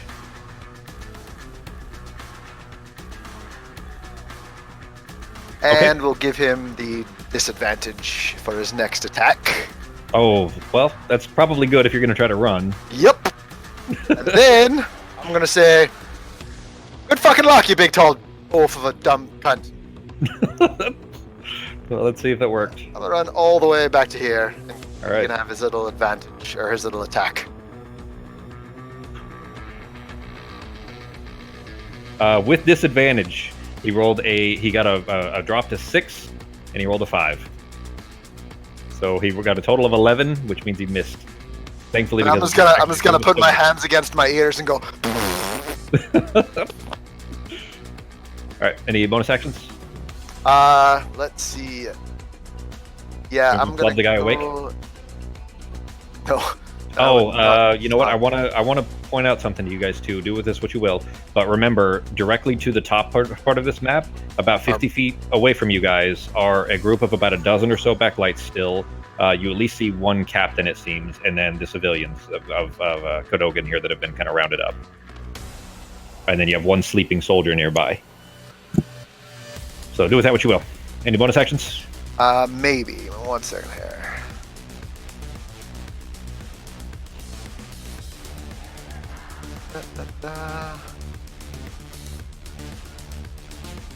If I use the gem of seeing, can I see invisible items, like invisible people?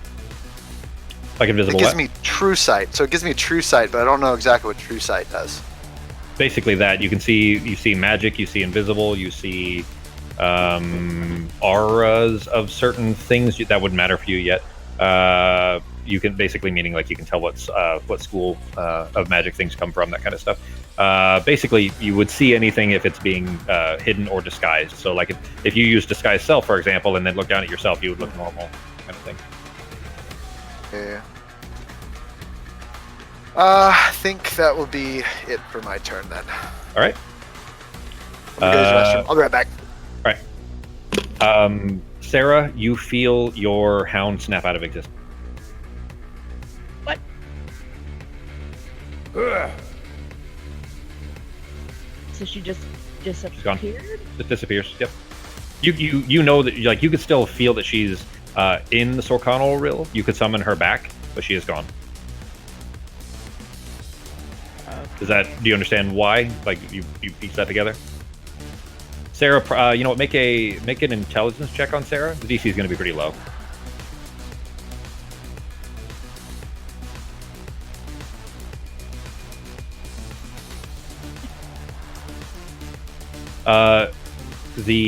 Her prey, the target that she was chasing, is no longer on this plane, and therefore she disappeared. Asshole. All right, Snork's turn. This He's- big old brute. Oh, is he not back? Okay. All right, we'll just we'll do a ready check till he gets back. I wasn't expecting this fight to go this long, especially because we had half an hour of it or so at the end of the last session too. Well, when we all keep missing or dealing ones. Yeah. That's it. Yeah. Yeah. But for real though, that healing spirit that Fox did, that was clutch. That would have been a whole new Becky. Thank you so much.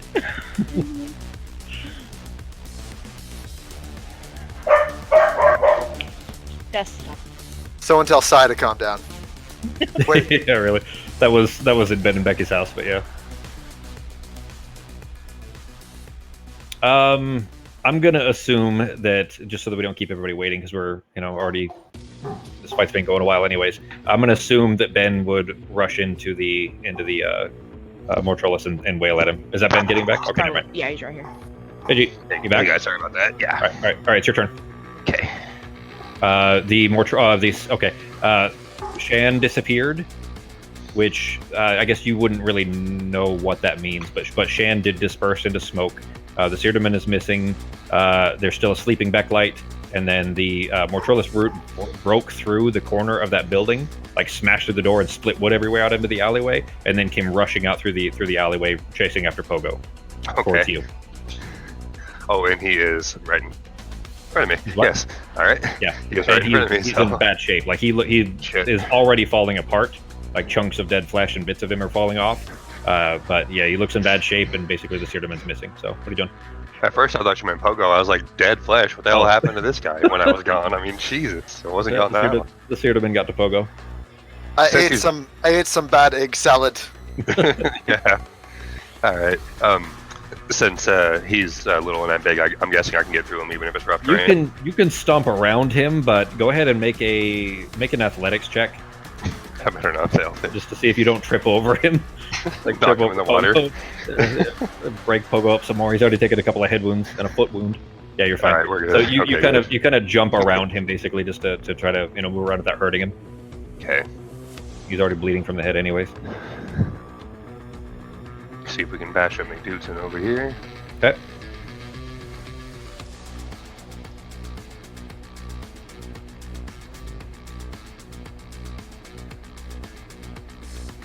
And it hits. Sweet. What are you aiming for? I'm guessing he doesn't He's have much. 4 feet taller than you, so you pretty much got to go like midsection or legs. Yeah, he already. Well, did he have a part missing out of his gut yet? Did the dog tear his gut out, or was that the other one? That was the other one. Tabs? Yeah, Okay. that was the other one. Out of his Either way, chest, actually, but yeah. I'm just gonna tear at the midsection, see if I can chop him in half, kind of thing. Okay. So This might be enough. See if you can finish him off. All right. Yep. How did you finish him off? I went sideways through the abdominals. So nice cut into the leaks.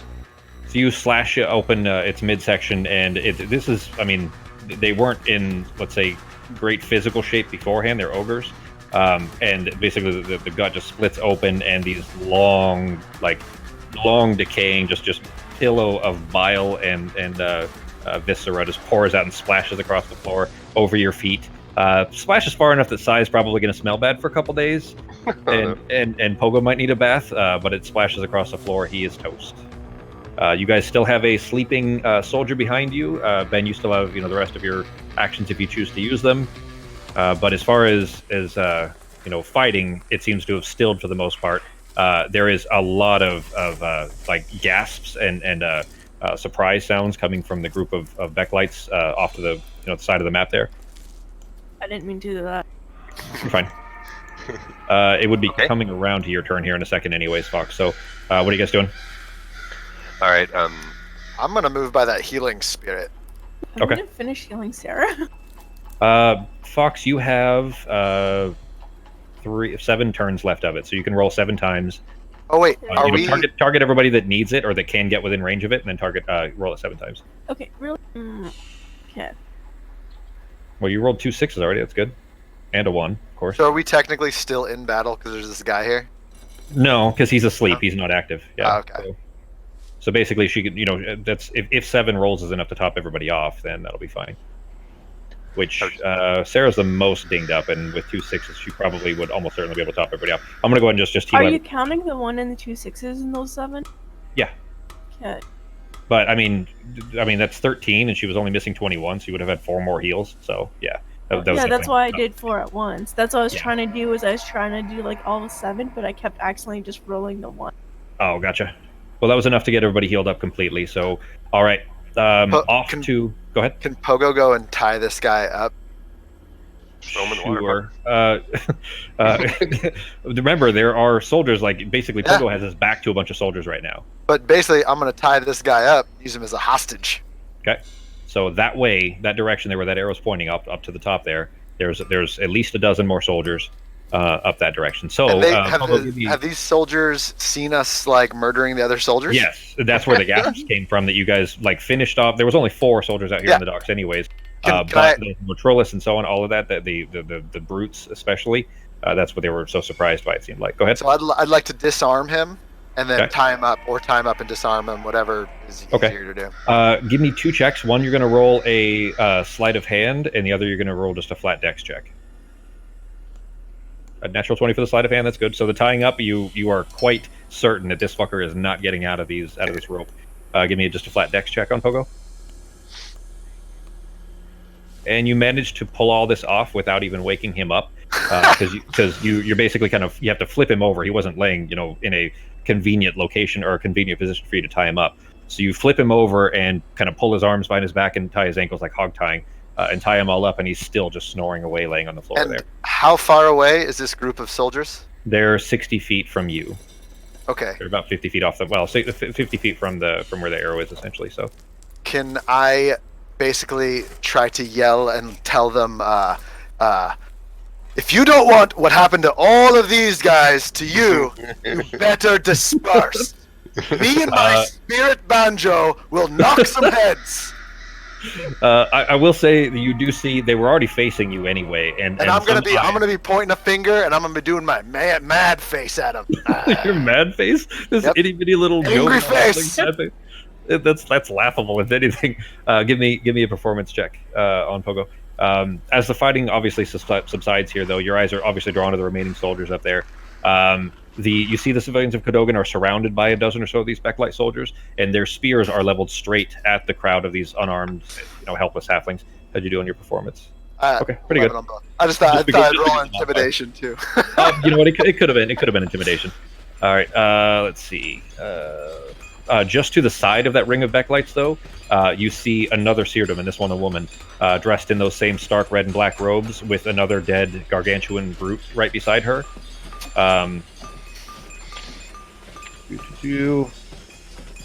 Can we see her from where we're at? Yes. She would have been kind of off to the side. Is it maybe? From where, especially having just taken multiple bad clubbings and being dead for a few seconds, or being unconscious anyways, Nora cannot see her.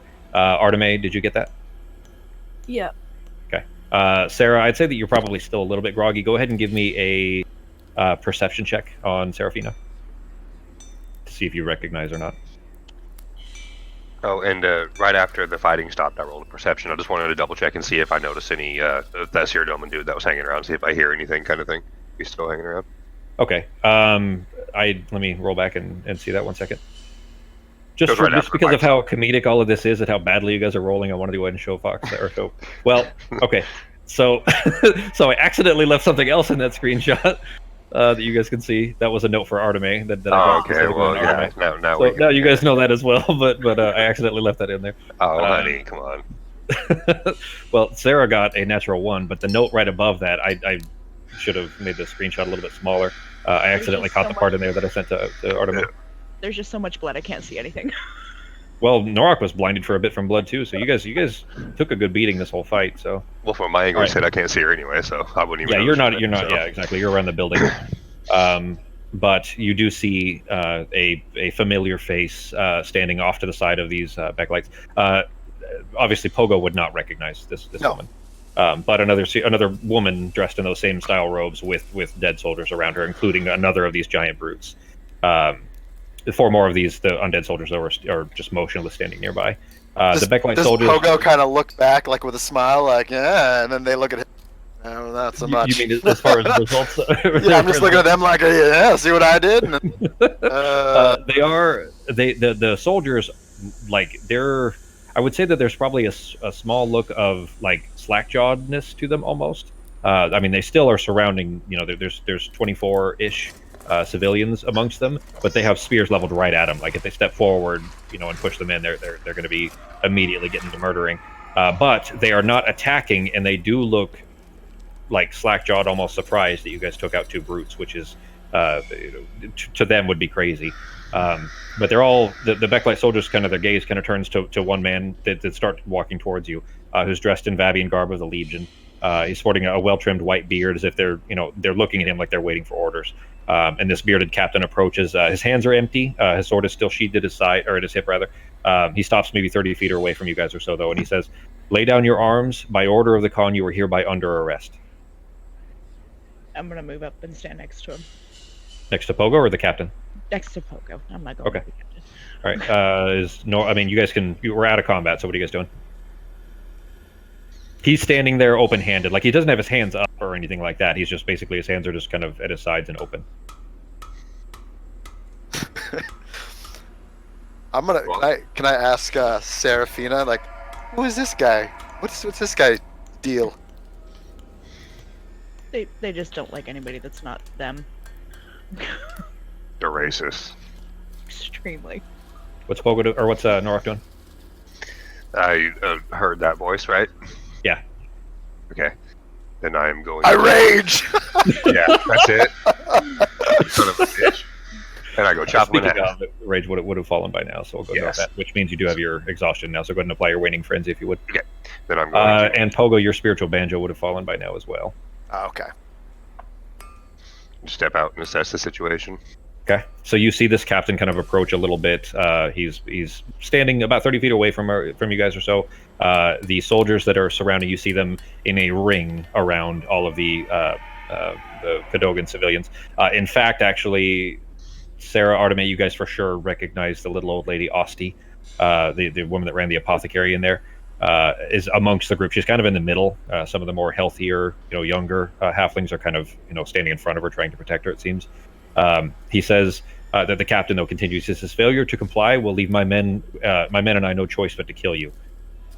But not before you watch these helpless people die in cold blood. All right, well, I'm going to take Vulcan out from my, from my side or whatever, and I'm going to slowly set it down, and I'm just going to say, well, that's just for the civilians, because obviously we have no problem killing every single one of you. So I'm just trying to be nice today. Give me a persuasion check on Norok. How do I stop my spiritual banjo? I just dropped it off for you. Okay. Yeah. How do I delete the token? Because I don't want to delete the token. Does that do anything? Oh, I didn't. Delete? Yeah, no, actually, you can delete it off the map if you just right-click on it and then delete token at the top. I was scared that delete token would do something like actually delete the entire thing or something. No, it doesn't delete it out of your spells. That was just the token off the map. I actually meant to do that and forgot. I just deleted it out of your effects on your character sheet there. Okay. So after Norak goes, I think Pogo would come up to him and say, "How about you drop all your weapons, or will this is probably going to get even worse for you? Honestly, it's probably a good idea for you to just walk away. Are these other little halfling peasants worth this to you?" He looks at you with severe contempt, and he says, "Does this Gleeman speak for you? For the rest of you? Do you really want the deaths of these civilians on your conscience?" Do you really want to lose more fighters over some civilians that probably mean nothing to you? Give me a persuasion on Pogo, or on Pogo. What are Sarah and Artemis doing?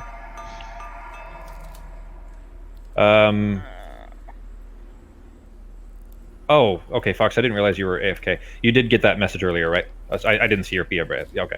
You did get the message though, right, Fox? Yeah. Okay, cool. Which Right. message? The one about maybe, yeah, but Yeah. not anyone. No, that's it. That was the message. I didn't see the BRB right after that. That's all. Oh yeah, I'd gotten.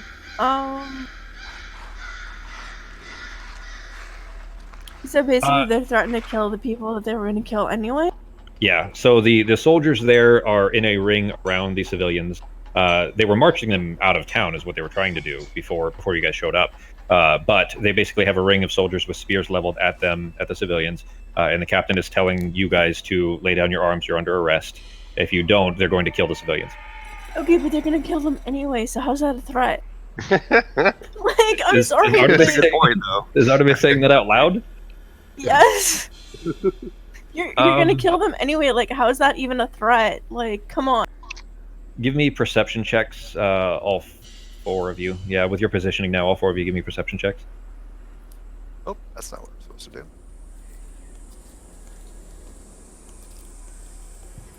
do. Oh, I keep forgetting to show Pogo how to use the tower. Artemis, you're the only one that seems to notice this, but it's partially because you were the only one that recognized the face in the crowd. The Seardoman woman, when you say that, like, is shocked. Like, her eyes go kind of wide, and she's like in surprise. Like, I'll tell you this specifically. This is only for Artemis. Artemis is the only one that has noticed this at the moment. It is quite clear that she is intentionally avoiding your gaze. She's trying not to look at you, at the group of you. But when you said that, like, it's quite clear that she's trying to pretend that she's not listening, but that was a big shock to her. Like trying to pretend that you're, don't matter or not important, but she was quite shocked. I know my AV is not trying to kill anybody personally, but like as a group, the Backlights and stuff, they're trying to create a cannibal army. They're not actually they're literally marching people at a specific march to where most of them are gonna die anyway to raise them. So it's pretty obvious. What she said. This isn't out loud. I'm sorry. This is not out loud. This is OC. All right, then in that case, then that being Artemis' assessment of the situation, of course, is accurate. But what does Artemis say anything further after saying that? The captain and the soldier seem unmoved, but you definitely saw a reaction from Maibi. That it is Maibi. Sarah does not recognize her just yet. She's still woozy. Go ahead and give me a memory check on Norok, because you just came into view that you could have potentially recognized who it is. And I'm gonna assume since Pogo rolled a 4 on perception, he just saw like a butterfly fly around somewhere. Exactly, wasn't paying attention to anything. Distracted by a pretty girl amongst the bird. Justin, I'm gonna teach you how to use the tower real quick too. Okay. And you rolled a 3G. Well, you dropped an 18. That disadvantage is gonna fuck you for a while. Bottom right corner, Justin, you'll see on your desktop, you'll see an icon that says tower. You see that? You might have it covered by, okay. So anytime you roll certain skills, like generally, these guys know, which skills those are, but basically if you roll stealth, and then most of the social skills, and then often perception, and I'll try to remember to just say when to roll it in the tower for now until you get used to those, the same way that everybody else is. But basically what you'll do is... what I'm going to do is I'm going to make the skills and tower notes that I made public, so that you can... There you go, and then you can share that note. Why do we do that? So basically what it is there are times, especially when it comes to social skills, that you wouldn't necessarily know you wouldn't know if to prevent meta knowledge essentially is what it really is. Got it. So that other people can't see my roll, or so that I'll be the only one that'll see your roll. Got it. And then basically it'll still be using all of your stats and everything else, but it'll roll on my side. So I explained the tower a little bit, like for the physical setup, right? Like sometimes you might have a player roll it so that it comes onto your side so they can't see the result. This is the exact same idea. It's just a digital format. The meaning, the purpose being that, say for example that you rolled an 18, it's very hard to say, and then I tell you that you do or you don't notice something. It's very hard for you to kind of separate the fact that that you rolled really well versus what the result is. So that kind of accidentally leads to meta knowledge. For things that might be impossible to know or do. It could exactly. Yeah. Got it. And as you'll start to recognize more of those as you're DMing now, you'll start to recognize those situations when that's very important. Okay. So anyways, so in this particular case, it's something that they, if they rolled really high, I wouldn't necessarily want them to know whether I wouldn't want them to use the meta knowledge of knowing that they rolled high, is all, or low for that matter. Same thing for stealth and some other things. So anyways, right now the only person who's dropped any weapons is Norok, right? Yeah. And you guys also know, I would say that, Pogo's seen this as well, that Norok can actually call that weapon right back to his hand anyways. Oh. So him putting it down is like nothing. Now, they don't know that, so they wouldn't act on that, of course. So anyway, but... They have the civilians completely surrounded, or are they just like... Yeah, there's a couple dozen of the Cadogan civilians, and there's 12 Backlights surrounding them, and then the captain that is closer to you. But they already have their spears laid horizontally at the, basically poking straight at them. If they start moving towards them in the middle, it's going to be a bunch of halfling shish kebabs in the middle. Okay, never mind them. But the captain does not seem to respond. Norok, you know what? It wasn't that long ago. In time, let me look at the calendar real quick here. I don't know if you really could have forgotten, especially because she was the only Seerdoman that you guys really knew. It has only been 3 weeks about. The DC would be low enough. You do recognize that that's Maibi in the crowd there. Okay. And not only that, but you do recognize Cogrit, of course, her too, her giant. And now that you guys actually recognized her, I'll go ahead and share this. That should have been, it's labeled as Seerdoman woman, but that should have been identified as Maibi as well. Real hot. I like the Sinead O'Connor look. It kind of is like Sinead O'Connor. Sexy. She's I pretty. like, I like wasn't being her? able to feel the bones in a woman's skull. I think that's phrenology, is what that is. That sounds right. I'll have to look it up. Well, Pogo's gonna look at the other people and be like, I fucking got that shit, dude. Off the top of my head, it's phrenology. I fucking knew it. I'm a goddamn genius. what's funny is I was You got actually the trying to weapon. do a bit of a Friends reference, but it's cool. Oh, I don't like Friends. I never watched a single episode. I hate that show. You would be wrong, sir. No, it is an awful, awful show. No, it is. All right, what are you guys doing? Soldiers do not appear to be giving in. Maibi was definitely reacted. Norok and Arteme recognized Maibi there. She is trying not to look at you guys. The civilians are surrounded. What are you doing? I'm gonna take a step forward and just look at the captain and be like, why don't we make a deal? How about, since obviously you want all these halflings gone out of this town, why don't you let them come with us and we promise not to kill any more of your men? If you just let us all go peacefully, and you can go on along your way and go do whatever the hell it is you were supposed to do. And Give me a persuasion. Go ahead. Pogo's gonna just kind of hold his rapier over the sleeping guard guy over here, the sleeping soldier. Hang on, gonna hang on. get it. Okay. Like, wait, woo! Woohoo! okay. I can do this all day! I'm gonna do this. I can threaten a sleeping, tied up guard all day. Yeah. Go ahead and give me an intimidation on Pogo as well. In the dice tower. Yeah, that would be in the tower. Yeah. Generally, the social skills are in the tower. So. Yay! I did my first tower. Well, you rolled a 9 plus 11 for a 22 because of your expertise and intimidation, which is insane on a fucking little halfling Which guy, is but- neat because I really wanted to use more of this the whole game, and it's just been battle after battle. Yeah. Never You get to had a use couple my of chances, not much, couple but little yeah. ones, yeah. You see his jaw kind of set sideways, like he looks okay. Like it clearly this is bothering him. He looks down at the tied up soldier that you have your rapier pointed at the back of his neck. He's face Or down. like he's sleeping face down, and I'm just kind of dangling around the top of his head, like when you were a kid and you'd play the "I'm not touching you" game. Whoa, whoa, woo! It's all silly and stupid like that too. Super annoying. Yeah, I'm being super Okay. annoying to him. Like he gets the point that I'm going to murder this guy in the back of his head, but in an annoying way. All right. He looks like he's about to turn towards his soldiers. Like, well, he is like halfway turned. One shoulder to you, his right shoulder towards his soldiers, and he's bringing one hand up like he's about to give them an order. Anybody doing anything quickly? Yeah, like a half-second response. Yeah, I'm going to throw my dagger. Okay. At the captain? Yeah. Okay. Go ahead. Not to like kill him. I'm just going to try to get his attention. More like little like like nip on the a back. yeah, like a friendly knife throw.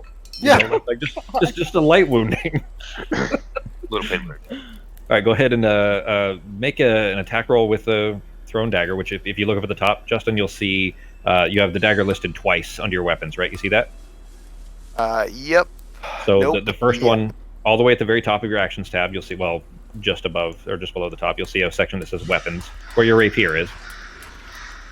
You see that? Yeah, I'm trying to figure out how I actually throw it. Well, okay, that's what I'm showing you. So you'll see the dagger listed twice. The first one, the top one, is a sword. It's The second one shows an attack. arrow. Yeah. The arrow one is the thrown one. So double click the dice to the right of that. Oh. The dice. There you go. Okay. You. That was a fun sound for that. You fling the dagger towards him, which goes sailing like in front of it, a good foot in front of his face.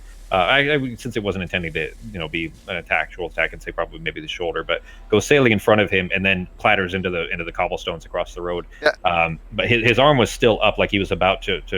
Do we have your attention yet? He stops to turn and look at you. And when he does, actually, as soon as he's kind of turning to face you, or is facing you again, anyways, you hear a woman's voice speak, and she says, "This is Maibi speaking, a little bit further away." She says, "Captain, just give them what they've asked. You and your men go off. I'll make sure that they are returned safely to the Empire." and that the captain kind of just stands there looking at you. He looks angry, like he's maybe been outranked, like he doesn't necessarily want to abide by this. But he kind of brings his arms back down to his sides. The soldiers have not leveled their spears, but they're standing there. It seems like at a little bit of a standstill. You guys doing anything else? Not Nope. since Maybe spoke up. No. Okay. She looks resolute. Basically, she still is not looking at you guys. She doesn't do anything else. But she has, issued this order, which the captain seems to be begrudgingly beginning to obey. And he gives kind of a backhanded wave, and the soldiers stand their spears back up until they're standing straight up. There's a huge kind of sigh of relief from the gathered civilians as they begin to kind of move away from them back towards the buildings. They don't go near my Evie either, or the giant brute, the Mortrilus brute that she has there, or the 4 dead soldiers that she's got. You see her make a gesture. And the 4 Mortrilus that are with her go marching towards the soldiers, and they're almost like ushering, basically. Like the soldiers move away from them. It's clear that though they're on the same side, of course, the soldiers do not like being close to the Mortrilus, it seems.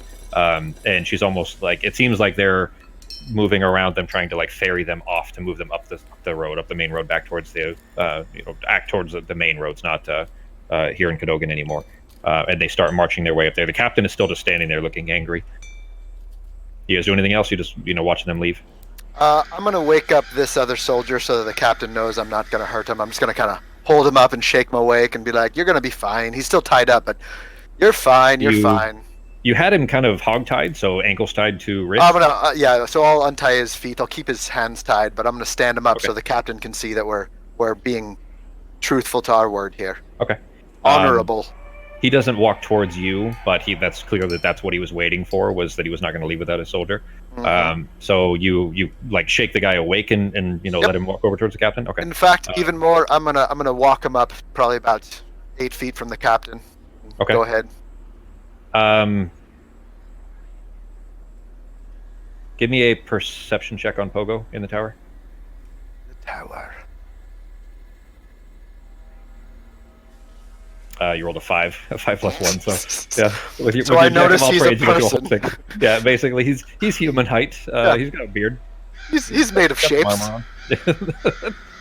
There's at least a couple shapes. Yeah. But the soldier is very groggy, seems extremely confused. This was your sleep spell, by the way, that is still, just finally breaking on him. He marches up to the soldier, or up to the captain rather. You see him make a very groggy, kind of half-hearted salute where he slams a fist against his chest. It's clear that it was supposed to be a salute of some sort. And the captain just nods at him and gestures to basically in the direction of the other soldiers for him to rejoin. And he gives you one last very piercing daggers like eye look at you, staring at you specifically, and then turns and marches towards his own soldiers to kind of go off with them and the Mortrilus, leaving the group of you. The soldiers at this point, this took a matter of probably 15 seconds, 20 seconds. So the soldiers are still only 60 feet away, 50, 60 feet away, probably within earshot potentially, certainly the captain. But it is you, Maiebi, Cogrit, her Mortrilus brute, and basically you guys and Samson. Samson did, by the way, hop over very carefully over to the other wharf with the Olderok, with the box that he's carrying. I can take the soldier out of here now. So Samson is with you guys as well now. All right, what are you guys doing? So that maybe woman is still here with her giant guards? Maiebi, yeah. The other necromancer woman. So I'd like to ask if anyone knows, like whisper a little bit, if anyone knows what her deal is. Who is this person? She's fine.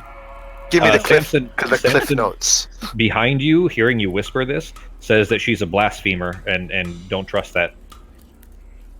I'm just gonna look at it. But what do you think?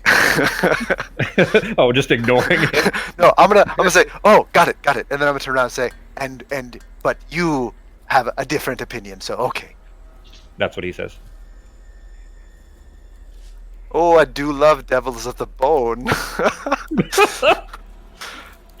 Yeah, I'm just gonna look at Samson and be like, she is the only reason we've made it as far as we have, so you can keep your opinion to yourself. Pogo is going to introduce himself and maybe try to give her a little bit of the Pogo charm. She's not unattractive. Oh. I mean, this, apart from the like black lipstick, very gothish or goth-looking stuff, with the shaved head and all, like she's actually a pretty attractive woman. I'm gonna But- say, can I be honest? I really love this look of yours. This is fantastic. The look she gives you is one of like confusion and disdain, and she's still Don't give me that not looking- look. she's not looking at you guys directly. She's still kind of paying attention to the soldiers until they're. It seems like she's waiting until they're far enough away before she really, gives herself away or reacts too much. She did, promise that she would get you out of here. Basically, you guys weren't necessarily their target, but the civilians are like just bawling in tears, and just elated, but that kind of like survived a huge disastrous event kind of a thing. Like they probably all should have been killed. But are just overjoyed and bawling in tears and starting to surround the group of you. But Maievi is still kind of ignoring you guys. What are you doing? Just waiting for the soldiers to be out of here. Okay. What's Sarah doing? Waiting for the soldiers to leave before I talk to Maievi. Okay. Osti, the old lady, comes over and it is very using her cane, having to like every step is clearly painful. Makes her way over to you, and she kind of she's trying to give you a hug, but she almost can't bring her arms up that high. I don't know if you remember, but when you guys were in her shop, she kept trying to reach up and couldn't get her arms above parallel. So she kind of tries to reach her arms out and almost just kind of falls over onto Sarah a little bit, trying to hug her. But this group is just just obviously elated, but still very scared. And Maievi is still kind of ignoring you guys while the soldiers are marching away. I'll just catch her and tell her that she'll be fine. Everything's okay. I'm just gonna, Is it though? I'm just gonna whisper to Sarah that Maievi might be rather pissed, so just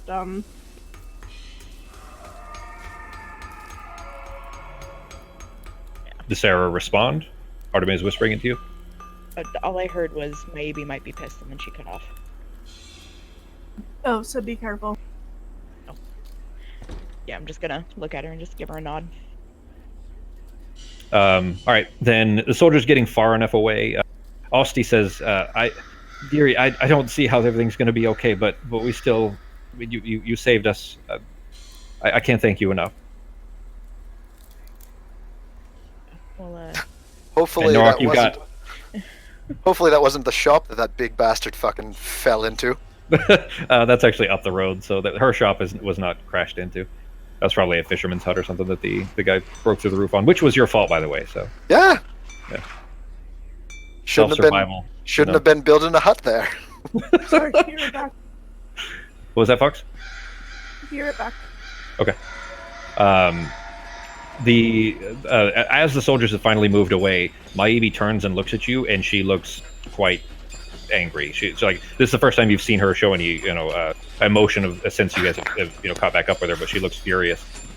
She says, "What are you doing here? You gave me away. I can't go back to them now. You've ruined my You life." look great when you're angry. Anyone tell you that? Got I'm that not even- angry thing just down. It's so great. I'm gonna go ahead and tell you that it would be below the realm at which you could succeed. That's how mad she is. Okay. So there's no roll necessary, only because she's too pissed off for your persuasion to be potentially successful. But she looks furious that you guys have forced her to give up her cover. She says, "What are you doing here?"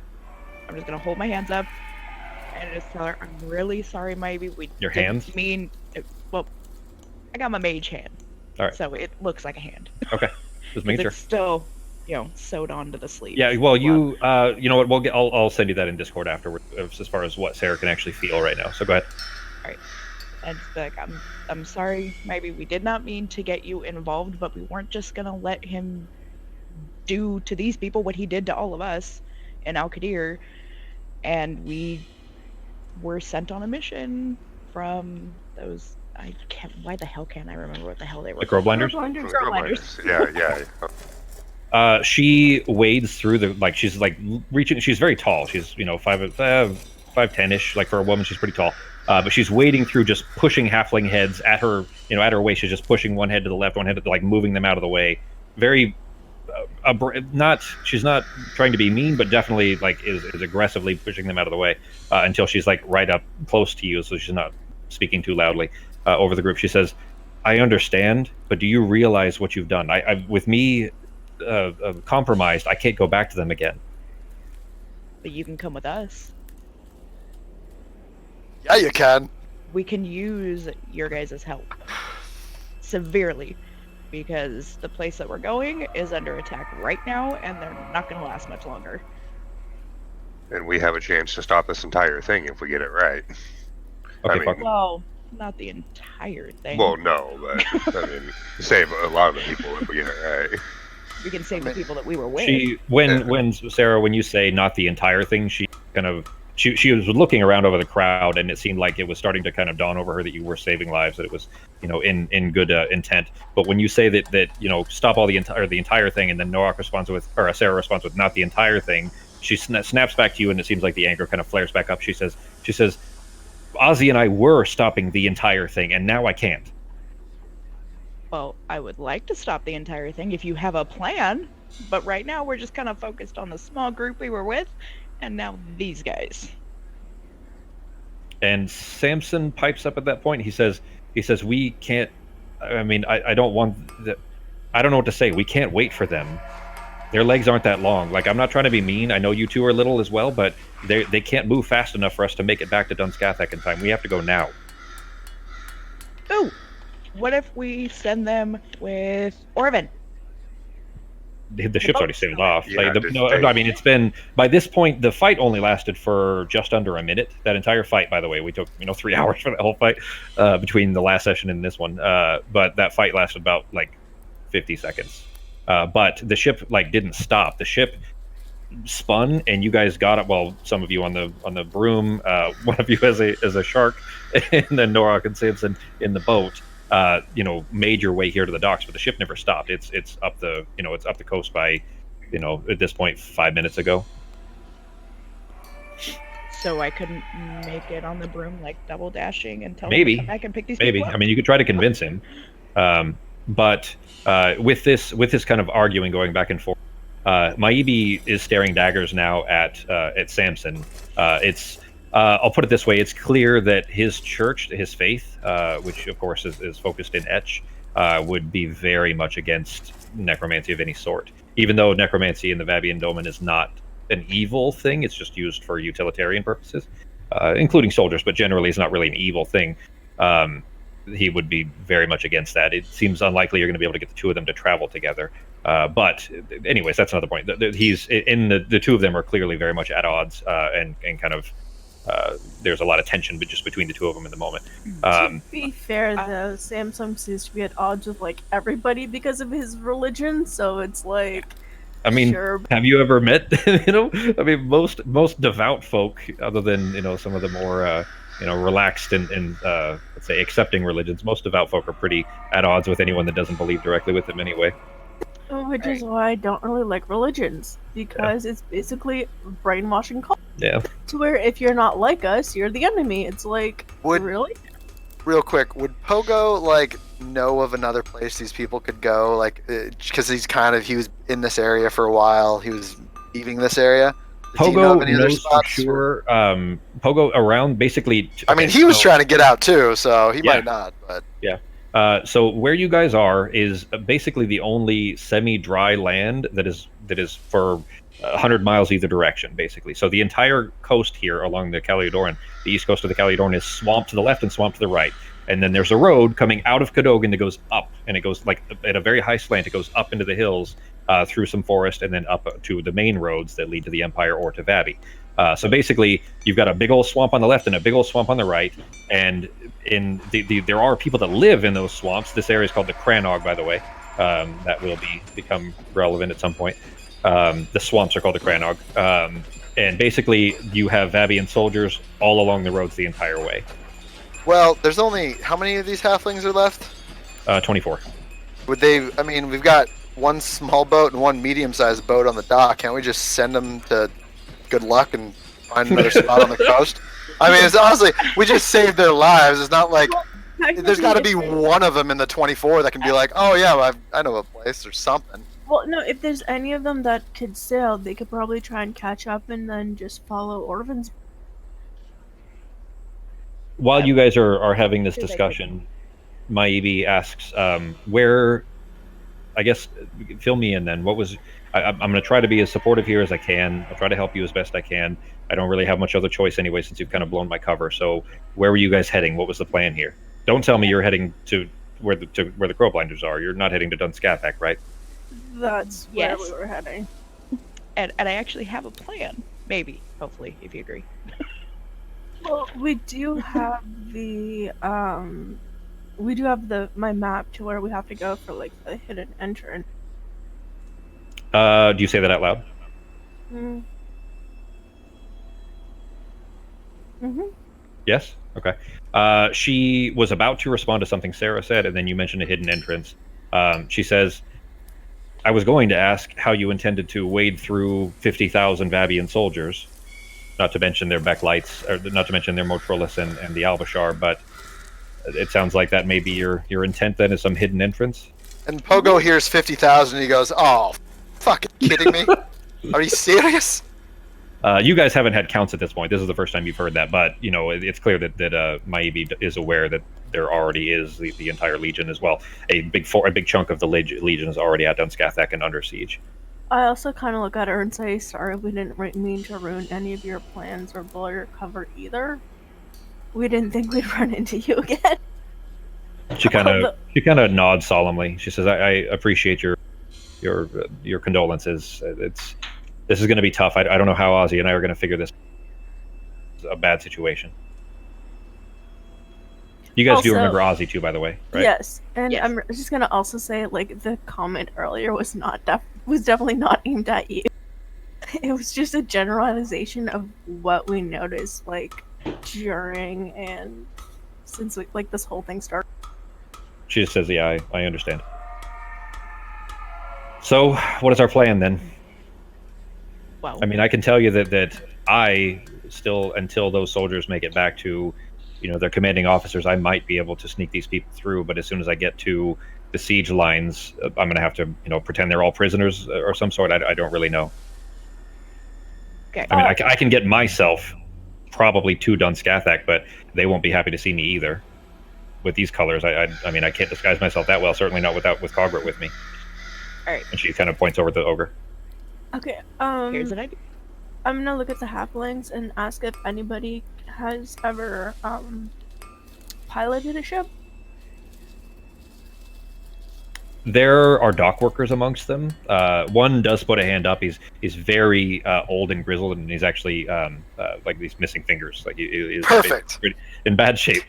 That guy sounds perfect, man. I'm gonna take old grizzled man every time. Red hair, big red beard. He says, "I mean, I have, but it's been some years, miss. I don't know what to tell you." I'm pretty sure they haven't changed how the ocean works in quite some time. So I'm gonna ask if you feel comfortable having somebody else like with him at the wheel, to where he instructs them on how to do it, and if they'd want to take the medium-sized boat to try and go like across the ocean. Where was Orban headed again? He was heading up the coast back towards the Empire. He was probably going to Eifelstead. Okay, so like if they want to try and go to Eifelstead, like on the big ship, because yeah, that would be their safest option, literally. He actually holds one of his remaining fingers up, like he's about to respond to that, like maybe that would work or something. But a halfling woman in the crowd speaks up and she says, she just kind of says, just shut it, old man. Our best bet is fuck these guys. I mean, I appreciate what you've done for us. Thank you for all your help. you're welcome. She says, but we just disappear into the Cranog. We'll find the irregulars and we'll just stay with them. They can protect us. We'll be okay. Perfect. Fantastic. This is the word she said. She said the irregulars. You're all adults here. You'll be fine. Okay, what's the irregulars? Like what? The people living out in the yeah, swamp areas. Pogo would probably know. He would have heard about them for having been in Cadogan for a little while. They're called the Cranog irregulars or the Nog. Have you seen The Hills Have Ice? Kind of like that, yeah. So an irregular is, when we're talking like this kind of a group, are not irregular necessarily in shape, like they're monstrous, They're the inbred folk. but they're kind of, I mean, of that ilk, meaning like hill folk, or basically in this particular sense, he's referring to them as like a really hardy folk that live in the swamp. That's what he's talking about. Okay, They're called frogmen. are they still in Vabi?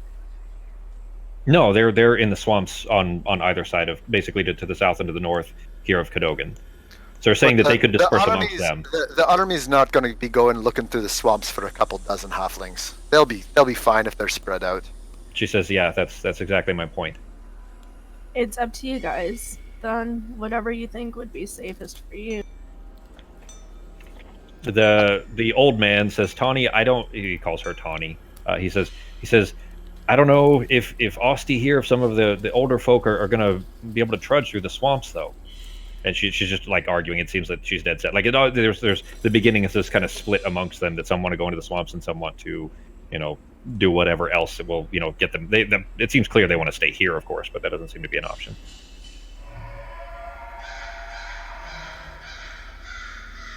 I don't think we have to find a perfect solution for them. I mean, if some of them want to go to the swamps and some of them want to stay here and some of them want to take the boat. It'd be up to them, but I would say decide very quickly because we have to leave, and if another battalion comes, we're already gonna be gone. Like, they need to decide within like 2 minutes or less.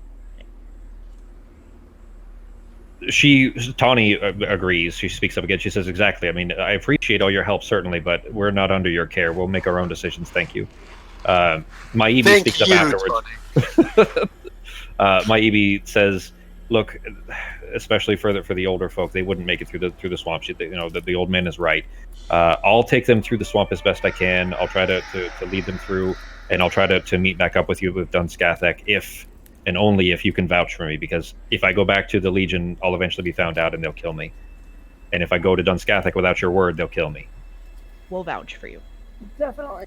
I will definitely vouch for you, you tall, beautiful woman.